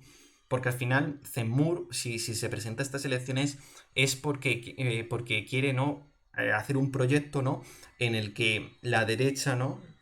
Haya una derecha, la derecha esté conjunta, ¿no? Es decir, coge a todo un electorado, ¿no? Que es también lo que quiere la sobrina de Marie Le Pen, ¿no? Marion Maréchal, ¿no? Que va a tener mucha importancia en los siguientes años, ¿no? Y que también se dice, ¿no? Que Marion Maréchal vería mucho mejor, vería con mejores ojos a Eric Zemmour que a su propia tía, ¿no? Y hasta el propio padre, Jean-Marie Le Pen, el padre de Marie Le Pen, también iría con Zemmour, ¿no? Así que vemos que encima Marie Le Pen tiene a gente, ¿no? Tiene a sus propios enemigos en su propia casa, ¿no? Sí, sí, Así no, que, es que no van a compartir Nochebuena. Llevan bastante tiempo que políticamente hubo una división en su momento. Bueno, yo creo que lo expulsó del partido o dejó de ser presidente de honor y que hay una división bastante claro, seria. es que Marie Le Pen al final, pues eso se quería. O para rechazar el legado de su padre, sí que le podía perjudicar. Claro, sí, exacto, rechazar el legado de su padre y también apelar a un electorado que la extrema derecha muchas veces no había tocado, que es ese electorado más obrerista, ¿no? Eso es lo que se diría los perdedores de la globalización, ¿no? Y eso pues ha tenido No, y mucho a impacto. tenor de este gráfico lo habría conseguido, pero no es suficiente porque hay tanta competencia en ese espectro ideológico que no. Sí, sí, No, porque y como sale ahí, pues conseguiría en este caso a gran parte bueno, o aparte de los obreros descontentos, pero claro, mucho. Y luego, por ejemplo, mirar aquí también a destacar que parte del electorado de Zemmour vendría, por ejemplo, de François Fillon, que fue el candidato de los republicanos en las presidenciales de 2017, ¿no? Así que lo que vemos, sí es verdad que Zemmour tiene un discurso mucho más ultra más reaccionario que Marie Le Pen, pero Zemmour a su vez quiere intentar coger a un electorado de derecha, es decir, pues eso, como he dicho, hacer que la derecha tenga un proyecto común, ¿no? Y así poder plantar cara, ¿no? A la izquierda, que la verdad, la izquierda actualmente en Francia, como estamos viendo, es casi residual. Es casi residual. Podría destacar algo más en lo que es las regionales y en las elecciones regionales y municipales, pero vamos, sabemos que Francia es un país súper centralizado y que y que las regiones en Francia, pues, están para lo que están, que son, pues, poderes mínimos. Así que tampoco son. Y No es nada a él, destacar. y yo creo que hay un fuerte componente sociológico en Francia anti-inmigración muy potente, porque si no, lo que decía Alberto, no se puede explicar un cambio tan grande. Bueno, además ya veíamos en su época Sarkozy, que también tomaba ciertas medidas que gozaban de gran apoyo popular, yo creo que Francia tiene un componente sociológico bastante anti-inmigración, pues que da pie a que pase pues, lo que está pasando y que en este momento pues la izquierda pues No, y de hecho era que recuerdo, claro, cuando gobernaba el PS, ¿no? El Partido Socialista, claro, cuando era primer ministro Manuel Valls ya tomó medidas, me acuerdo, contra Sí, los gitanos. Sí, contra sí. los gitanos, sí, sí. Entonces sí que verá, claro, bueno, que si tomas ese componente de anti-inmigración, le añades, claro, los atentados que hubo contra la Charlie Hebdo, tal, ese componente en este caso hacia la gente, hacia las personas de etnia musulmana, pero claro, es que verá que tiene un contexto muy complicado, ¿no? Porque hay barrios pues, que se han convertido en guetos, y claro, y de ese odio, ¿no? De esa, pues surgen esos caladeros de voto al final, ¿no? Sí, la verdad es que la seguridad, la inmigración están teniendo mucha más importancia. Por ejemplo, la sanidad está quedando algo en un segundo plano, por ejemplo, ¿no? El ecologismo sí es verdad que tiene mucha importancia en Francia, pero ciertamente se ve algo opacado también por estos otros temas. Así que luego también, por ejemplo, el tema de la igualdad, los servicios sociales tampoco está teniendo mucha fuerza, ¿no? Sino que todo se basa mucho más en el tema de la identidad y todos estos temas. Así que bueno, iremos viendo lo que pasa. Y la verdad es que lo de Francia está muy interesante en el sentido de que hay mucha incertidumbre en quién va a ser el que va a acompañar a Macron en la segunda vuelta y luego que Macron se tiene que andar con mucho ojo en lo que pase, ¿no? A nivel interno, ¿no? Porque cualquier cosa, cualquier mínimo error de cálculo le puede venir mal y en vez de favorecer, pues eso, de favorecer, ¿no? Y después que como ya comentamos en su día, Macron no va a estar atento mucho a liderar Europa, va a estar atento a lo que pasa en su propio país, ¿no? Así que bueno, esto es lo que pasa en Francia e Italia, que la verdad, en cuanto a tendencias de la ultraderecha, han seguido algo paradigmas similares, en el sentido de que surgen nuevas caras, ¿no? Que encima tienen mucha importancia, ¿no? En el terreno político. Entonces, ahora vamos a pasar a hablar, bueno, de España, ¿no? Y así ya lo conectamos con el terreno latinoamericano, ¿no? Y bueno, vamos a hablar, pues eso, de Vox y demás, ¿no? Y es que Vox actualmente, bueno, en España tampoco es que no hay que destacar mucho lo que pasa en España con Vox, ¿no? Porque al final Vox sigue siendo la tercera fuerza. Actualmente, es decir, en 2019 quedó tercera fuerza y actualmente, pues, las encuestas le dan como tercera fuerza, ¿no? Y bueno, pues ahora sobre todo se está centrando ya en nuevos horizontes, ¿no? En coger nuevos, en dialogar, ¿no? Con fuerzas de esta misma familia de partidos, ¿no? Sobre todo, por ejemplo, en Latinoamérica, ¿no? Pero también en Europa, ¿no? Y así, pues bueno, crear una serie de hilos, ¿no? Una serie de relaciones, ¿no? Para, pues eso, para que su supervivencia esté asegurada, ¿no? Entonces, pues aquí hay que destacar la Carta de Madrid, ¿no? Que sí es verdad que tiene un año por ahí, ¿no? de existencia, pero ha tenido mucho más, es decir, ha tenido mucho más importancia en los últimos meses, ¿no? Y bueno, esta Carta de Madrid, que se llama la Carta de Madrid en defensa de la libertad y la democracia en la iberosfera, que se refieren, pues eso, a Iberoamérica, ¿no? Pero utilizando nuevos términos, bueno, pues su objetivo al final es que como pone aquí, ¿no? En esta infografía, pues eso, su propósito es frenar el comunismo existente en la iberosfera, en Iberoamérica, ¿no? El cual ha sido supuestamente impulsado por el Foro Sao Paulo, ¿no? Y el Grupo Puebla, que son dos foros, ¿no? Que tienen que ver pues, con la unión de los grupos de izquierdas, ¿no? El Foro de Sao Paulo es más líderes de izquierda, pero también coge a socialistas moderados, reformistas, ¿no? Y el Grupo de Puebla, pues es más nuevo, ¿no? Y bueno, pues tiene pues a gente más bien, pues, que tiene puestos institucionales, ¿no? De la izquierda. Y bueno, en esto de la Carta de Madrid, pues tenemos aquí algunos firmantes destacados, ¿no? Como puede ser Abascal, Meloni, Marenchal, Ventura, ¿no? En Europa. Luego en Latinoamérica tendríamos a María Fernanda Cabal, que sería en Colombia, Eduardo Bolsonaro, Javier Milei o José Antonio Cast. Mm. A mí me parece curioso cómo, o sea, ese perfil de la ultraderecha que juega en un plano internacional, porque me parece curioso cómo conjugan la identidad nacional con puntos en común a nivel discursivo de anti-establishment, en este caso anticomunismo, pero siempre intentando fortalecer esa identidad nacional y valores nacionales que muchas veces pues, se contraponen. Bueno, no se contraponen, pero tampoco son complementarios la identidad española con la identidad italiana, la identidad brasileña. No, pero es que, por ejemplo, en Pero Europa siguen unas tendencias distintas a las que siguen en Latinoamérica. En Latinoamérica tiene que ver mucho más con la identidad, ¿no? Y estar en contra del comunismo y demás, mientras que en Europa lo que vemos más es que sus relaciones tienen más que ver con lo de la soberanía, la seguridad, la inmigración, ¿no? La identidad en las relaciones con Europa no juegan un papel tan importante. Ya, pero aún así me refiero a nivel discursivo, pues como vemos en esta Carta de Madrid, estas relaciones entre líderes pues europeos por un lado con Giorgia Meloni y latinoamericanos por otro, pues es curioso cómo se conjuga esa identidad nacional junto con otras identidades nacionales, pues buscando esos temas comunes que has comentado, pues del anticomunismo, anti-establishment y en el caso de Latinoamérica más anticomunismo, claro. Claro. Ahí, por ejemplo, la inmigración no tiene un papel tan importante, la Claro. verdad. Entonces, pues ese es el tema, ¿no? Y bueno, al final, Vox ya tenía algunas reuniones también por ejemplo, en Perú la tuvo hace poco Germán Tess, que es uno de los eurodiputados de Vox, la tuvo con Keiko Fujimori, o en Colombia estuvo con el expresidente Álvaro Uribe, ¿no? Y hay que destacar sobre todo esta convención que hubo en octubre, ¿no? De Vox, ¿no? Esto que se llamaba Viva 21 y que la verdad, en términos de nuevos horizontes del futuro, está muy interesante porque sí es verdad que al final, pues eso, es una convención pues para reunir a sus votantes, afiliados, militantes y demás.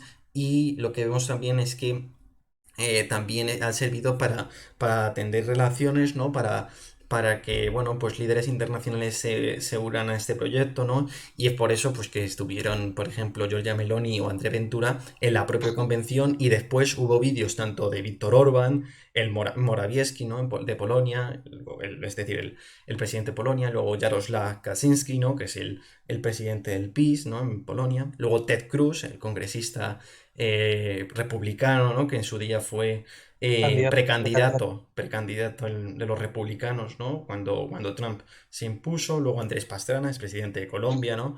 Eduardo Bolsonaro, hijo de Jair Bolsonaro, y que es el que juega más un papel internacional de proyectar el gobierno brasileño a nivel internacional, ¿no? Luego Keiko Fujimori, Javier Milei o José Antonio Cast. Es que yo la verdad es que esto de los vídeos, que aquí en la escaleta los he enlazado porque son bastante interesantes verlos, ¿no? Y bueno, a mí, por ejemplo, me sorprendió lo de Ted Cruz. Que la verdad, sí es verdad que han tenido algunos diálogos, ¿no? Pero vamos, yo no sabía esto de que el Partido Republicano en Estados Unidos se esté centrando a nivel internacional, es decir, esté dialogando, ¿no? Con otros partidos del mundo, ¿no? La verdad es que Estados Unidos siempre ha sido un país que es bastante proteccionista en ese sentido, y de los partidos, ¿no? Que haya relaciones entre otros partidos de otros países, pues no era Vamos, tan común. yo creo que es la primera vez que se ve, porque, bueno, como en otros términos, es verdad que es un país muy de mirarse al ombligo, ¿no?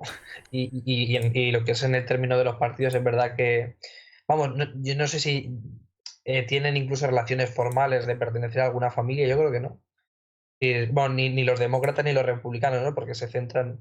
Bueno, es que también es verdad, claro, que al ser, como estudiamos en su día en actores políticos, partidos de cuadros, son partidos realmente en el que se da mucha importancia al líder que tiene que, pues, elaborar su campaña con sus propios fondos, pues, no hay como una estructura de partido en el que las personas que lo integran pues comparten una serie de ideales, los cuales puedan ser también compartidos por gente de otros países. Entonces, es llamativo en este caso lo de este señor, pero claro, yo no sé en perspectivas de a qué.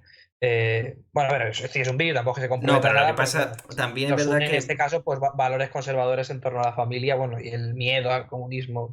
sí, pero por ejemplo, Pues, Ted Cruz sí es verdad que tampoco habla tanto desde el Partido Republicano, ¿no? Sino que habla pues como esa figura más outsider, más del esa rama del Partido Republicano más conservadora, más ultraconservadora, ¿no? Y bueno, sí es verdad que al final en Estados Unidos sobresale más el candidato que el propio partido, ¿no? Así que eso, ¿no? Pero sí es claro, verdad no, que, pero por lo que te digo, porque al final no hay partido. El partido es una claro, estructura que te ayuda, claro. o vamos, sí, que en torno a la cual creas tu candidatura, pero no es un partido al uso como lo creamos en el contexto europeo Sí, latinoamericano. pero decía también Emilio Domenech, ¿no? Que ya Ted Cruz está es decir, muy arrinconado, ¿no? En el partido, en el propio partido republicano, y que su influencia ahí pues no es mucha, ¿no? Se ha quedado ahí un poco marginado, ¿no? Tampoco tiene, no está, es decir, no es su altavoz no es mucho, ¿no? Y luego tampoco su relevancia tampoco que sea tomada muy en cuenta, ¿no? Acordaos también esto cuando lo de Texas, ¿no? Sí. Que dijo lo del cambio climático y bueno. Pero ya vas a ver, dentro de 3 años ya son elecciones estadounidenses presidenciales. Pero es que... Pues que hace, que es que hace, la- es que hace un año ya, ¿no? Madre La mía. vuelta el mes que Un viene, año ya. sí. Bueno, el mes que viene, dentro de 15 días. Hostia, Sí, un sí. año. Tío. Yo creo que será la vuelta de Trump y que yo creo que tiene ganas de volver, pero y que Biden yo creo que No, si no, llega Biden ya no. Biden a 2024, si llega a 2024 el pobre hombre, una legislatura solo. igual- Ojo, pero que si en el caso de que Trump se presentase y saliese reelegido sería más mayor de lo que es Biden ahora, creo. Entonces, también no, cuidado que... justo No, la hombre, edad ahora que tiene tenía el año 70, pasado, Ah, 74 tenía Trump, 78, los mismos años con los que juró Ah, al los cargo mismos. Biden. Ojo que esas edades son Pero complicadas. las trae el diablo. la Sí, cosa sí. de los segundos mandatos es que ya hagas lo que hagas, como no vas a poder hacer un mandato nuevo, pues El como pato que cojo. Así que ya los está. check and balance, ¿no? Pues ya son Sí, menos no sé muy efectivos. tomados en cuenta. Sí, pero ¿qué motivación, bueno, sí, qué perspectivas de victoria podría tener alguien que en su reelección ha perdido? Sí, no sé. Trump, ¿qué perspectivas de elección No, tendría? no él, sino desde el electorado Después de estadounidense. Joe Biden es el candidato más votado de la historia de los Joder, Estados claro, pero en Unidos. términos absolutos, eso Claro. está desdibujado. Sí, sí, Y eso eso sí. es. Pero gente que votó por él. Sí, joder, pero te estoy diciendo, pero si Que, tú no, te presentas a la que elección esa gente pierde. volvería a votar dentro de 4 años por él, seguro. Pero también es por el contexto de... También hubo una participación récord, por también, eso Sí, también pero es hubo una debido... participación récord porque se movilizaron sobre todo los demócratas para votar a Biden en contra de Trump. Pero ahora partimos desde una situación totalmente diferente, que Trump no está en la Casa Blanca, sino que es el aspirante. Sí, pero ya sabiendo, ¿Quién va? ya sabiendo lo que es. Y no se va a presentar contra un presidente con el aura que le rodea al presidente, imagínate, bueno, que no sé qué aura le rodeará a Biden, porque Biden no va a repetir, es obvio, vamos, si el No, pobre claro. no puede ni No, hacer que un no va a discurso. Ni reconocer a Sánchez en los pasillos. Sí, joder. Alberto, venga, por favor, esto no es hablar de Sánchez, por favor. No, y bueno, ahora hablando también de nuevo bueno, Estados Unidos tiene su relevancia y bueno, ya veremos lo que pasa con Trump, ¿no? A ver cuál es los siguientes movimientos que da, ¿no? Y bueno, a ver si, no sé, por ahora es que en el Partido Republicano no hay nadie que pueda sobresalir, la verdad. ¿No? Así que, y en el Donald, Partido Demócrata, como está es decir, la el amigo de vicepresidenta, Donald. es decir, Kamala Harris, pero vamos, también Kamala Harris tiene un gran índice de desaprobación, así que tampoco yo sé. Qué mala Harris, dice. Kamala, Que, no que mala.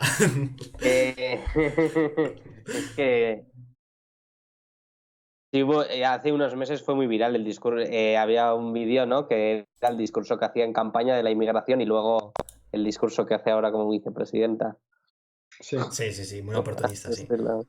Claro, Sí, sí. dentro del electorado, su electorado no me extraña que tenga mala opinión en ese sentido. No, dentro de su sé. electorado y como vicepresidenta en sí, ¿no? Que está haciendo. Es decir, que su desaprobación es alta, ¿no? Y bueno, también centrándonos ahora esto de la Carta de Madrid, el Foro de Madrid, ¿no? Que están ahí teniendo su relevancia, ¿no? Veremos a ver lo que pasa, ¿no? Y que si puede entrar en disputa, ¿no? Con el Foro de Sao Paulo, ¿no? El Grupo de Puebla y demás, ¿no? Pero yo también he querido destacar el tema de ISEP, ¿no?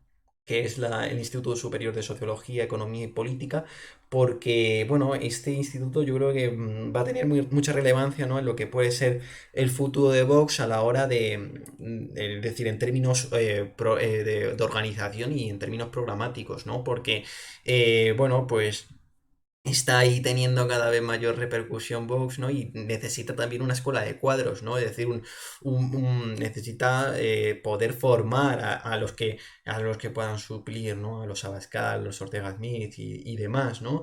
Y bueno, pues ahí se están ahí organizando, ¿no? Es el ISEP es decir, su origen está en Francia, en Marion Maréchal, ¿no? La nieta de Jean-Marie Le Pen y la sobrina de Marie Le Pen, ¿no? Y bueno, ya en su día existía, ¿no? Estaba en Lyon, ¿no? Y bueno, pues eso, Marion Maréchal tuvo ahí tiene relaciones, ¿no? Con la dirección de Vox, perdona.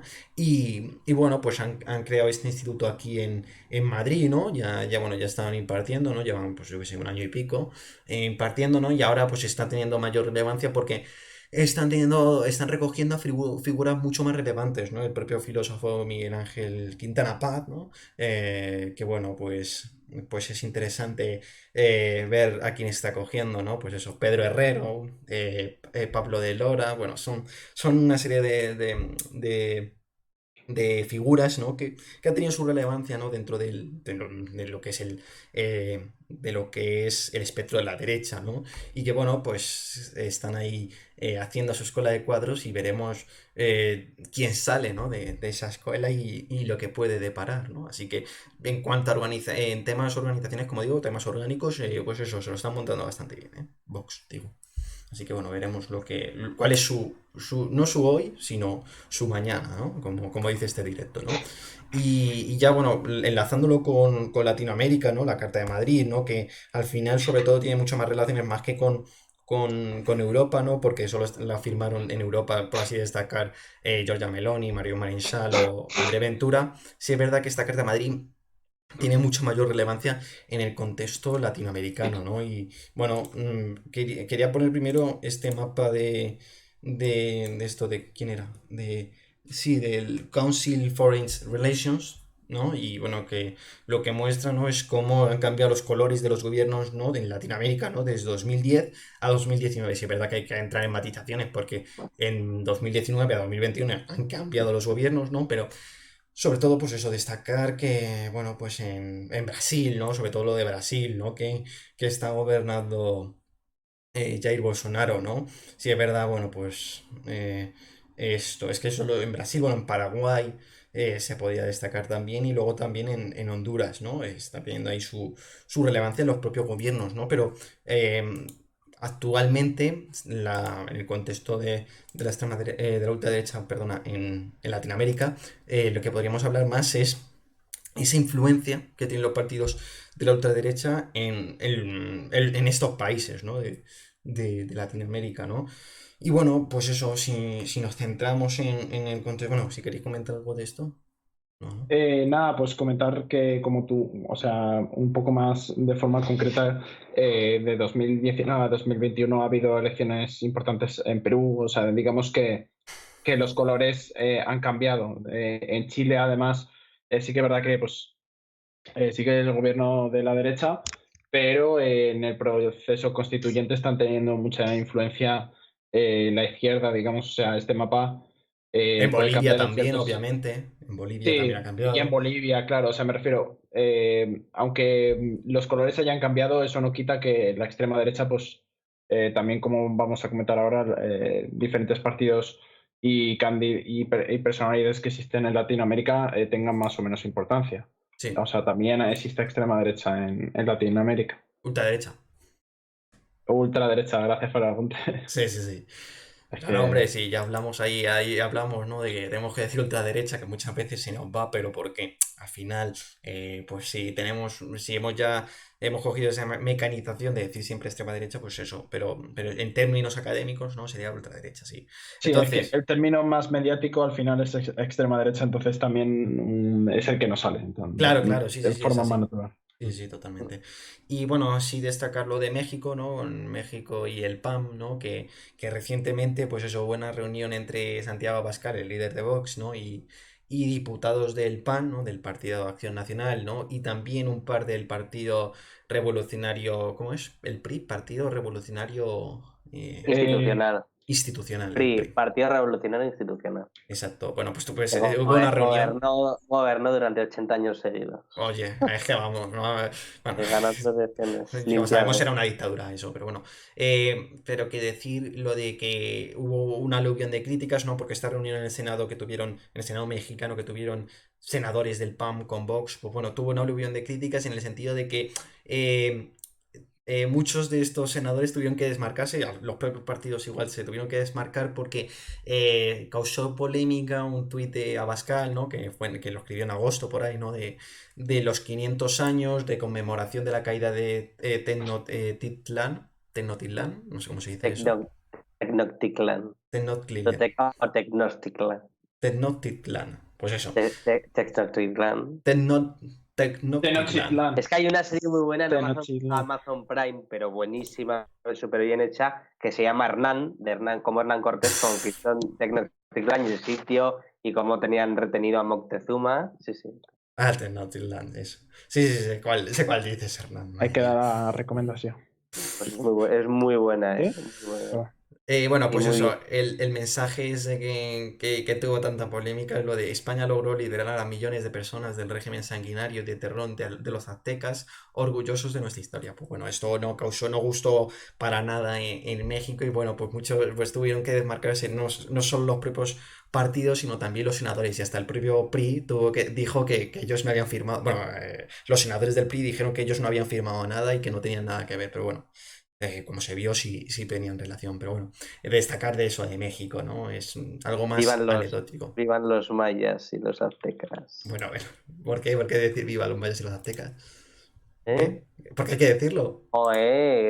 Vivan los aztecas, ¿no? Ah, bueno. Que construían esas escaleras ahí para lanzar a los cuerpos y... ¿Sabes para qué lo hacían, no? Para que tú, cuando un cuerpo se da de hostias, ¿no? Cayendo por esas escaleras tan empinadas, así como eran caníbales, pues se lo comían mejor porque la carne la separas del hueso mucho mejor cuando el cuerpo está...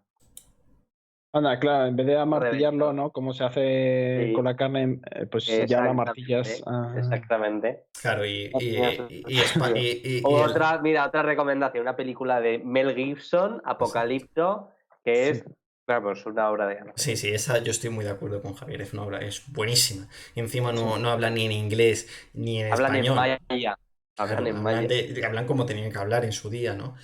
Y bueno, ya pasando de México pasamos a Brasil, ¿no? Porque, pues eso, destacar sobre todo que la ultraderecha en los gobiernos latinoamericanos, destacar sobre todo la de Brasil, ¿no? Que gobierna Jair Bolsonaro. Y sí es verdad que últimamente pues ha caído bastante en desgracia, no solo por la gestión del COVID-19, sino también pues por esa tendencia de militarizar, ¿no? Las distintas instituciones, ¿no? Y la verdad no respetar bastante lo que es el juego democrático, ¿no? Y luego lo que estamos viendo es que al final, pues eso, en las siguientes elecciones que serán en noviembre de 2022, pues Bolsonaro puede perder la presidencia brasileña, ¿no? Y lo que vemos aquí, esto es un gráfico de Poder Data, ¿no?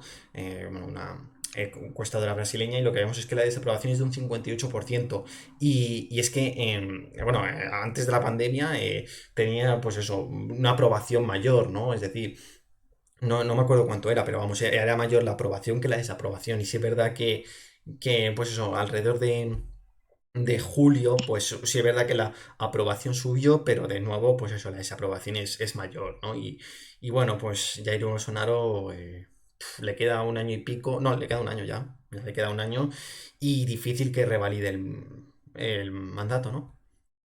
Veremos lo que pasa. Y bueno, pues eso, decir que... Se enfrentaría a Lula, ¿no? Bueno, Lula todavía no ha oficializado su Bueno, candidatura. sí, está como pero yo creo que vamos. Yo vi un vídeo en el Congreso del Partido Socialista que hicieron un vídeo que hablaba Olaf Scholz también y hablaba Lula da Silva y prácticamente parecía que se iba a presentar contra Bolsonaro. Sí, verdad, estuvo lo de... Y tiene todas las de ganar porque lo de Bolsonaro ha sido... Hombre, no, viene impulsado porque como ha salido como de héroe como víctima del proceso judicial, ¿no? Contra él, que al final ha sido suelto. Y Bolsonaro ha hecho bueno a Trump, o sea, es que se ha juntado todo. Sí, bueno, el otro día no le dejaron entrar, por ejemplo, a un estadio, ¿no? Por el tema de la vacuna. Porque decía, es que no, yo no estoy vacunado. Sí, la verdad que le está yendo fatal ya. Y bueno, pues de México, y de Brasil ya no destacar mucho más. Y ahora iríamos en Argentina, ¿no? Que lo que puede decir de la organización interna de Politics ha habido cierta polémica sobre si incluir o no a Javier Milei como un candidato de ultraderecha. Bueno, hay posiciones distintas, ¿no? ante este tema, ¿no? Y diferimos, por así decirlo, ¿no? Y bueno, pues Javier Milei ahora actualmente está siendo, pues eso, siendo una estrella de rock, ¿no? En Argentina, ¿no? La verdad, Yo porque... solo digo que ha conseguido que Cristina Fernández de Kirchner Abraza el capitalismo. abrace el capitalismo y defienda el capitalismo y el libre mercado. Ya solamente con eso ya es va a ser su mayor logro. Ya, vamos, Cristina Kirchner, vamos, yo no sé que fuese no sabía yo que era una fuerza anticapitalista, la verdad. Vamos. Hombre, no, pero era bastante retóricamente. Pero una retórica precisamente contra el capitalismo y en favor del socialismo argentino. Y bueno, el peronismo es eso. Muy bien, Alberto, Porque socialismo argentino. El peronismo es profundamente anticapitalista. O al Y menos porque- A ver, peronismo, ya te digo yo que no, es el kirchnerismo, pero bueno, peronismo bastante heterogéneo, ¿eh? y porque Pero se ha producido este bueno, movimiento pero por bebe parte... bastante de Perón y lo sigue teniendo como el como peronismo, emblema. Alberto, es heterogéneo, ya te digo yo, ahí también peronistas de derechas. Es el kirchnerismo en todo caso, pero bueno, que bueno, que ha habido cierta polémica, ¿no? Yo sí es verdad que soy más de situarlo en nueva fuerza de ultraderecha, porque, pues eso, me parece que en cuanto a sus relaciones internacionales, la verdad es que son las mismas, ¿no? Es decir, sigue pues es decir, es amiguete de José Antonio Caz, ha participado en el plan económico de Jair Bolsonaro, bueno, decía de Trump que iba por buen camino, estuvo en el Viva 21 en un vídeo, firmó la Carta de Madrid, la verdad es que a mí no me A deja ver, ningún en tipo de el Viva dudas. 21 yo llegué a ver en Twitter un vídeo de que había hasta encierrillos de toricos de estos de ruedas, ¿eh? O sea que yo no sé si eso, no sé lo que es exactamente, pero era un En términos poco... politológicos, si se puede tomar en serio o no, claro, eso es lo que... Yo no sé, yo vi vídeos y vi el discurso de Abascal y eso era un poco toda broma con lo de la Agenda 2030 Sí, y sí, sí, Agenda España, que iba a ser su nuevo programa y no dijo nada sobre eso. En fin, A mí es Sí. que lo de Viva 21 me parece que se marcaba un poco en esa estrategia que seguían ante los partidos de masas de intentar socializar al grupo de obviamente votantes, era al por eso, grupo de pero vamos, partidarios. Entonces, o sea, yo destacaría el Viva 21 como un evento partidista, pero un evento partidista no al uso, como hemos visto del PSOE y del PP, sino un evento partidista más de socialización y sí, pues bueno, como pero si te das cuenta, por nosotros ejemplo, pues en vimos el de izquierda. PP iba el ex primer ministro Sebastián Kurz de Austria, ¿no? Iba el primer ministro de Grecia, ¿no? Pues es verdad, en Austria dimiten por pedir que te manipulen encuestas. En este país se pagan con dinero público las no, pero manipulaciones. no fue por las encuestas, lo de Sebastián Kurz. Pero bueno, que luego como decía Javier, en el PSOE estuvo el Olaf Scholz, estuvo Sí, pero lo que Lula. hicieron los que hicieron estos de Vox era, bueno, sacaron ahí las 52 banderas de todas las provincias y de las ciudades autónomas, subieron a bailar flamenco, jotas, un montón de juegos artificiales, era un poco todo como Parque temático. como una verbena de, no sé, de un pueblo, no sé, me parecía a mí No, no, eso. sí, obviamente no, claro, Festival. no era para nada tanto algo tan institucional como formal como podía ser la del PP. Bueno, que la del PP, bueno, ya sabemos cómo quedó. Pero bueno, pero la del PSOE. Y luego. La del PP quedó de todo menos formal. Sí, es verdad que quedó un poco formal, sí. Pero, y después decir lo de la firma de la Carta de Madrid. Yo sí lo incluiría como una fuerza ultraderecha, porque decís vosotros que, bueno, que es libertario y tal. Bueno, al final, en Latinoamérica, en cuanto a programas económicos, todas las fuerzas de ultraderecha son ultraliberales, ¿no? Y la verdad no difiere mucho de lo que diga Javier Milei. Y luego, Javier Milei tampoco que tenga un discurso muy progresista en lo social para nada, es algo más de Sí, corriente pero eso ya... tradicionalista. Y, Como espérate, hablamos... déjame Termina, terminar. termina.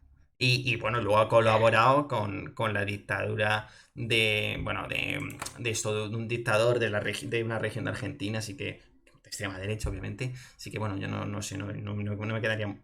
Sí, de extrema derecha, perdón, sí, extrema derecha. Este es extrema derecha porque era una dictadura.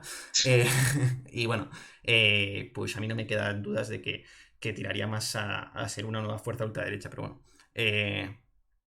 Vamos viendo, ¿no? ¿Cuáles sus siguientes pasos? Todavía no tiene ningún cargo institucional. Es decir, todavía está ahí, pues eso, saliendo en las televisiones, que le dan mucho bombo y demás, pero todavía no está teniendo no tiene un cargo institucional y en lo que se prevé es que en noviembre, en las elecciones legislativas, pues consiga su escaño, ¿no? Por diputado nacional, ¿no? Por la región de Cava, ¿no? De la ciudad autónoma de Buenos Aires. Porque, claro, en estas elecciones entiendo que se presenta con un partido, ¿no?, que es la Libertad Avanza, pero aspira a entrar él solo como representante o tiene a gente detrás. No, claro, tiene a gente detrás, obviamente, y luego también no solo se presenta por la ciudad autónoma de Buenos Aires, también se presenta por Buenos Aires, que estaría José Luis Espert, ¿no? Que también es firmante de la Carta de Madrid, ¿no? Así que bueno, pues ese partido, la verdad, se sale de la retórica, ¿no? Del cleavage que impera en Argentina, ¿no? De peronismo, acá kirchnerismo y macrismo, ¿no? Que es el que impera actualmente, ¿no? Se sale de ese cleavage, ¿no? Y bueno, es que es el único partido así que más a destacar que puede conseguir escaños. Luego fuerzas minoritarias de izquierda que no van a conseguir escaños, vamos. Así que veremos. Vamos, aquí pongo una encuesta así rápida de lo que le dan a Javier Milei, ¿no? Que bueno, le dan un 20,4%, es decir, muy cerca del Frente de Todos, ¿no? Que sería la fuerza kirchnerista, ¿no? Leandro Santoro. Y bueno, pues la verdad, queda menos de un mes, el 12 de noviembre son las legislativas. Y perfectamente podría sorpasar a lo que es el Frente de Todos en la región de Cava, ¿vale? En la región de la ciudad autónoma de Buenos Aires, ¿no? En Buenos Aires lo más seguro que no, que gane el Frente de Todos. ¿Cómo se llama? Victoria Tolosa Paz. ¿Pero qué diferencia hay entre Cava y Buenos Aires? Pues eso, pues que está Buenos Aires como región y luego la ciudad autónoma de Buenos Aires, que es como si fuese otra región más, que está dentro de Buenos Aires. Pero sí, pero se supone que si fueran legislativas deberían ser circunscripciones diferentes. Pero lo que pasa es que, exacto, es decir, la ciudad autónoma de Buenos Aires es otra región más, ¿vale? Es otra circunscripción más, como en la de plan Buenos Aires. distrito federal, vamos a llamarlo. Distrito. Vale. Es que claro, me lo estoy imaginando contexto España, pero claro, es inviable. Pero es que si lo pones como contexto España ya es malo, si lo comparas así. Vale. Sí, pero en Europa me refiero, en el contexto europeo tampoco. Bueno, tampoco me sé todas las elecciones, pero bueno, vale, sí, un distrito federal. Es independiente a Buenos Aires. Es pues como la provincia de Buenos Aires, pues como la comunidad autónoma de Madrid, vamos a decirlo. Bueno. Claro, estaría. Porque aquí no hay elecciones a la ciudad de Madrid y a la comunidad de Madrid en unas legislativas. Claro, no sería. Simplemente hay circunscripción provincia de Madrid, ya está. Entonces aquí no es aplicable. Exacto. Está Buenos Aires y dentro de Buenos Aires está la ciudad autónoma de Buenos Aires, que a su vez es independiente a la propia región de Buenos Aires. Sí, vale. Sí, un distrito federal, sí, es básicamente eso. Y bueno, exacto, sí, un distrito federal, como ha dicho Javier. Y bueno, ya por último hablar de Chile, ¿no? De José Antonio Cast, ¿no? Que sería aquí sí el candidato de ultraderecha. ¿Cuándo son las elecciones? Pregunto también. El 21 de noviembre. 21 de noviembre es la primera vuelta. Y bueno, pues eso, actualmente queda un mes y le dan. Y José Antonio Cast perfectamente puede estar en la segunda vuelta junto al candidato Gabriel Boric. Y aquí decir que la verdad. Y hay una mayoría de centro derecha en Chile. O sea, si ves el resto de candidatos y las posturas que tienen y ves que el candidato izquierdista, el Boric, no tiene muchas posibilidades de sumar hasta un 50% en una segunda vuelta. Ya te digo yo que si se enfrenta con José Antonio Cast, perfectamente podrían ir con Gabriel Boric, porque Gabriel Boric no es Daniel Jadue, que Daniel Jadue es mucho más de izquierdas que Gabriel Boric. Yo diría que Gabriel Boric, si se enfrentase, por ejemplo, con José Antonio Cast, ganaría Boric, pero si se enfrentase, por ejemplo, a Jasna Proboste, que es del Partido Socialista, Partido Democristiano, es decir, más centro-izquierda, sí es verdad que podría perfectamente ganar Proboste. Y luego Sebastián Sichel, que pertenece a la derecha clásica, pero que en un principio se preveía que estuviese la segunda vuelta, pero sí es verdad que, pues esos temas de los Pandora Papers, por ejemplo, con Sebastián Piñera, ¿no? Han mermado el tema. Luego también, pues eso, en la organización del propio partido, bueno, pues ha habido disensiones, ¿no? Y bueno, pues lo más seguro es que lo que es la derecha clásica no esté en la segunda vuelta, y eso es un buen varapalo, porque encima es que actualmente ni estaría la centroizquierda ni la centroderecha en las siguientes elecciones. Uy, en la segunda vuelta, pero bueno. Iremos viendo, iremos viendo. No digas puf, porque en Chile pregúntale a la gente Sebastián Piñera y te va a decir, "Puf", eso te va a Ya, no, a decir. ver, sí, ya de todas las noticias que a uno le llegan, ¿no? de Chile, lo que es en este periodo. Sí, yo recuerdo que el otro, bueno, igual también lo tengo algo más olvidado, pero fue algo más tranquilo, pero en cambio este sí que ha habido bastante tensión social durante todo O sea, esto. se te va a tener que cambiar, se está cambiando la constitución, imagínate. Eso. Claro. Bueno, sí. Eso al final. Es Claro, sintomático, la verdad. Sí, y bueno, todo surge de un bueno, proceso de eso quizá en protesta. algún momento se podía llegar a plantear, puesto que viene de una época dictatorial. Es decir, igual no tiene tanta relación con. O sí. El que sí tiene relación es José Antonio Caz con la dictadura de Pinochet, pero bueno. Sí, Bueno, porque su hermano participó estuvo siendo secretario de Estado, él pues ha defendido en parte a la dictadura de Pinochet, pues bueno. lo que me Y sorprendería es decir, que tenga al mismo tiempo un apoyo popular muy alto José Antonio Caz y las elecciones, en este caso a quienes iban a elaborar la Constitución, tuvieron un apoyo muy importante grupos de izquierda, ¿no? Y ha habido muy poco tiempo entre medias. Perdona, ¿no te he escuchado? Que me parece muy llamativo que en muy poco espacio de tiempo hayamos pasado de que actualmente tenga un apoyo popular muy alto, aparentemente, este Caz de ultraderecha, derecha radical populista, Sí. y en cambio hace unos meses, ¿no? Que es cuando se votó en este caso quién iba a elaborar la Constitución, que tuvieron un apoyo muy importante grupos de izquierdas. Y ya pasa muy poco tiempo. ¿Y cómo es posible eso? No, pero los grupos de izquierda van a estar en segunda vuelta. Bueno, sí, pero como has dicho que. Sí, pero. Bueno, vale. Sí, pero que decir que la ultraderecha me refiero. No sé si presentaron como candidatos en el proceso este para. Sí, pero se presentó con la derecha clásica. Es verdad, En se las presentaron elecciones constituyentes se presentó con la derecha clásica. Y sí es verdad que se pensaba que a lo mejor, porque también surgió la lista del pueblo, que eran gente que surgió de estas marchas de octubre de 2019, ¿no? Que era independiente, que era ajena a los partidos políticos tradicionales, ¿no? Y que, bueno, pues se hablaba de que podía estar pues en segunda vuelta. Pero sí es verdad que hubo problemas con el candidato que presentó cuando se tenían que hacer la presentación de candidaturas, pues presentó una serie de boletos que en realidad estaban falseados porque presentó una notaría, ¿no? Que ese notario llevaba muerto desde hace 3 años, ¿no? Entonces, pues eran boletos falseados, ¿no?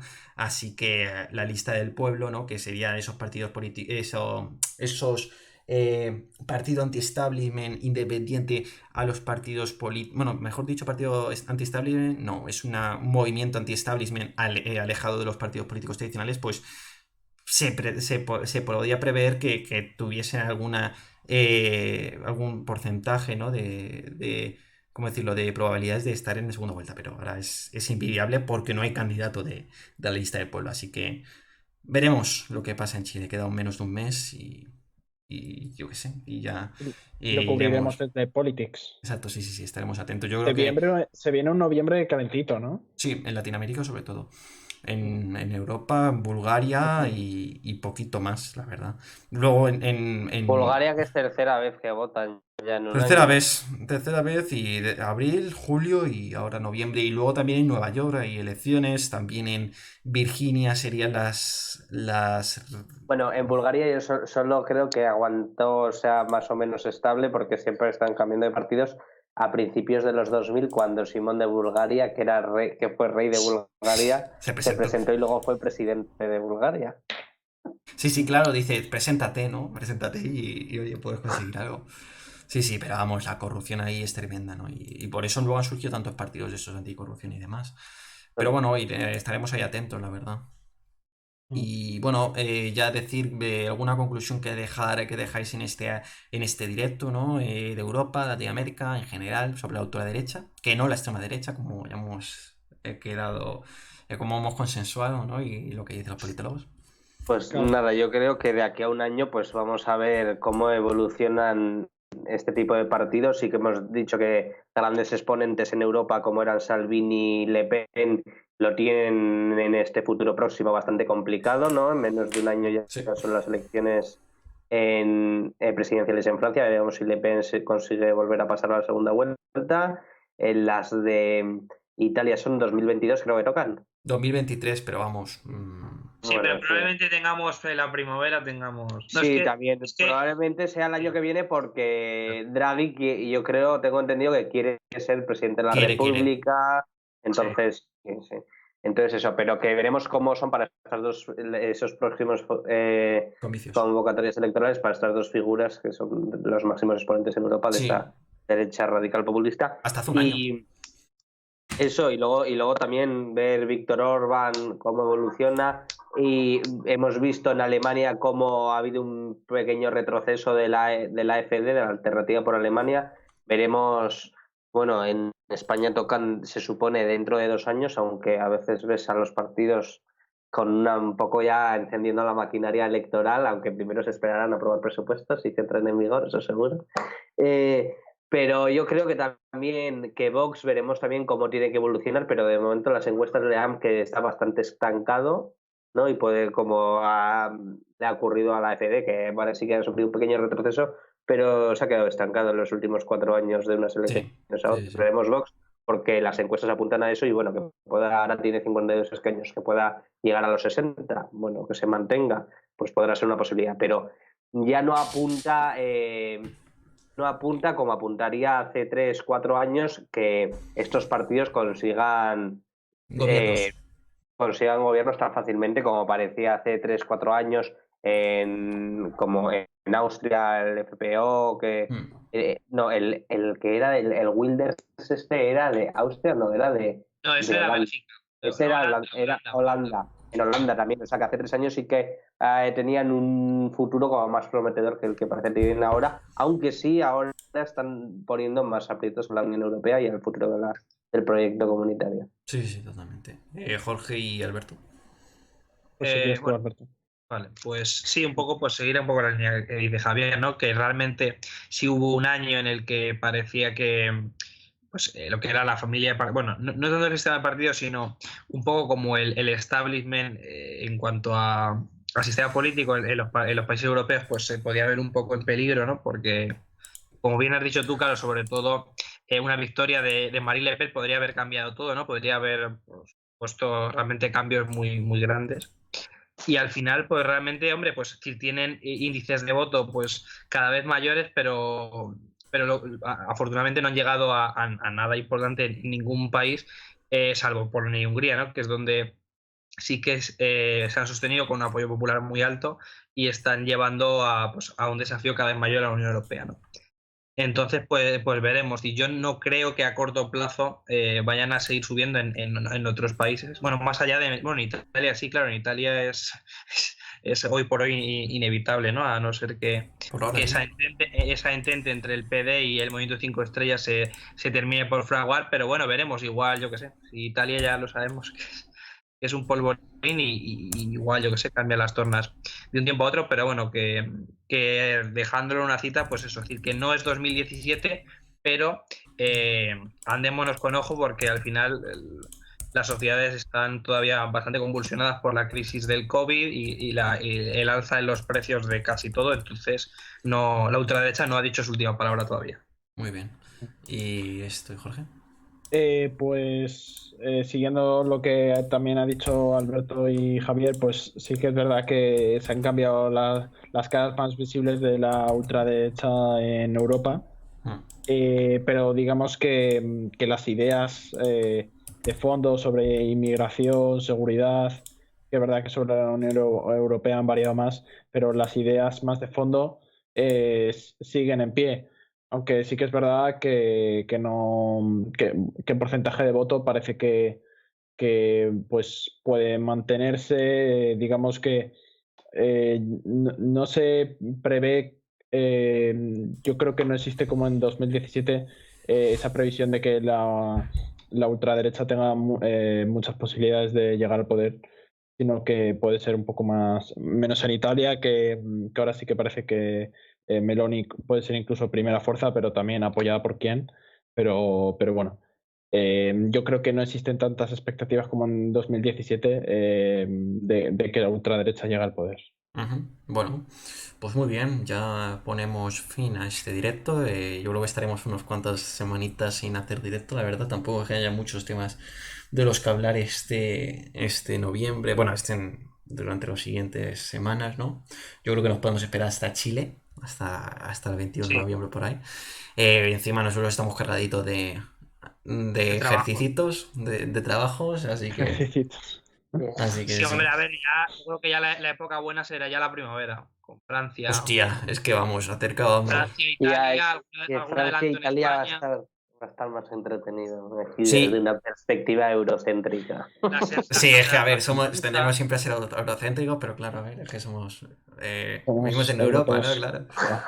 No hay No otra. sé. No, y luego también en enero son las presidenciales en Italia, que sí es verdad que su importancia puede ser mínima y demás, pero, y bueno, encima no es un voto, no lo vota la ciudadanía, sino que lo vota el No, propio es un voto Senado. en el Congreso, ¿no? Sí. El Hombre, Senado, a ver, ¿no? importancia mínima, bueno, si se presenta el propio Draghi, entonces esa importancia no es tan mínima, porque genera el efecto dominó. Yo diría que va a seguir Mattarella hasta 2023. O va a seguir un poco más Mattarella. Aunque no quiere, yo creo que ya he dicho que por él Está ya cansado. terminaría, pero yo creo que va a seguir hasta un poquito más y luego va a ir Mario Draghi. Yo creo, ¿eh? Yo creo que hasta que no se termine lo del COVID no va, no va a irse Draghi o no va a convocarse unas nuevas elecciones, no sé. Pero sí es verdad que es que en Italia es súper difícil de prever las cosas, ¿eh? Eh, no podemos decir nada porque, oye, ahí sí que todo Todo es puede pasar. liquidísimo, ahí no es líquido, es todo liquidísimo, sí. Bueno, pues ala, os pongo en pantalla completa, me pongo yo en pantalla completa, os cierro a vosotros y eso. Adiós. Adiós. Chao, chao, chao, Hasta el chao. próximo directo. A ver, aquí.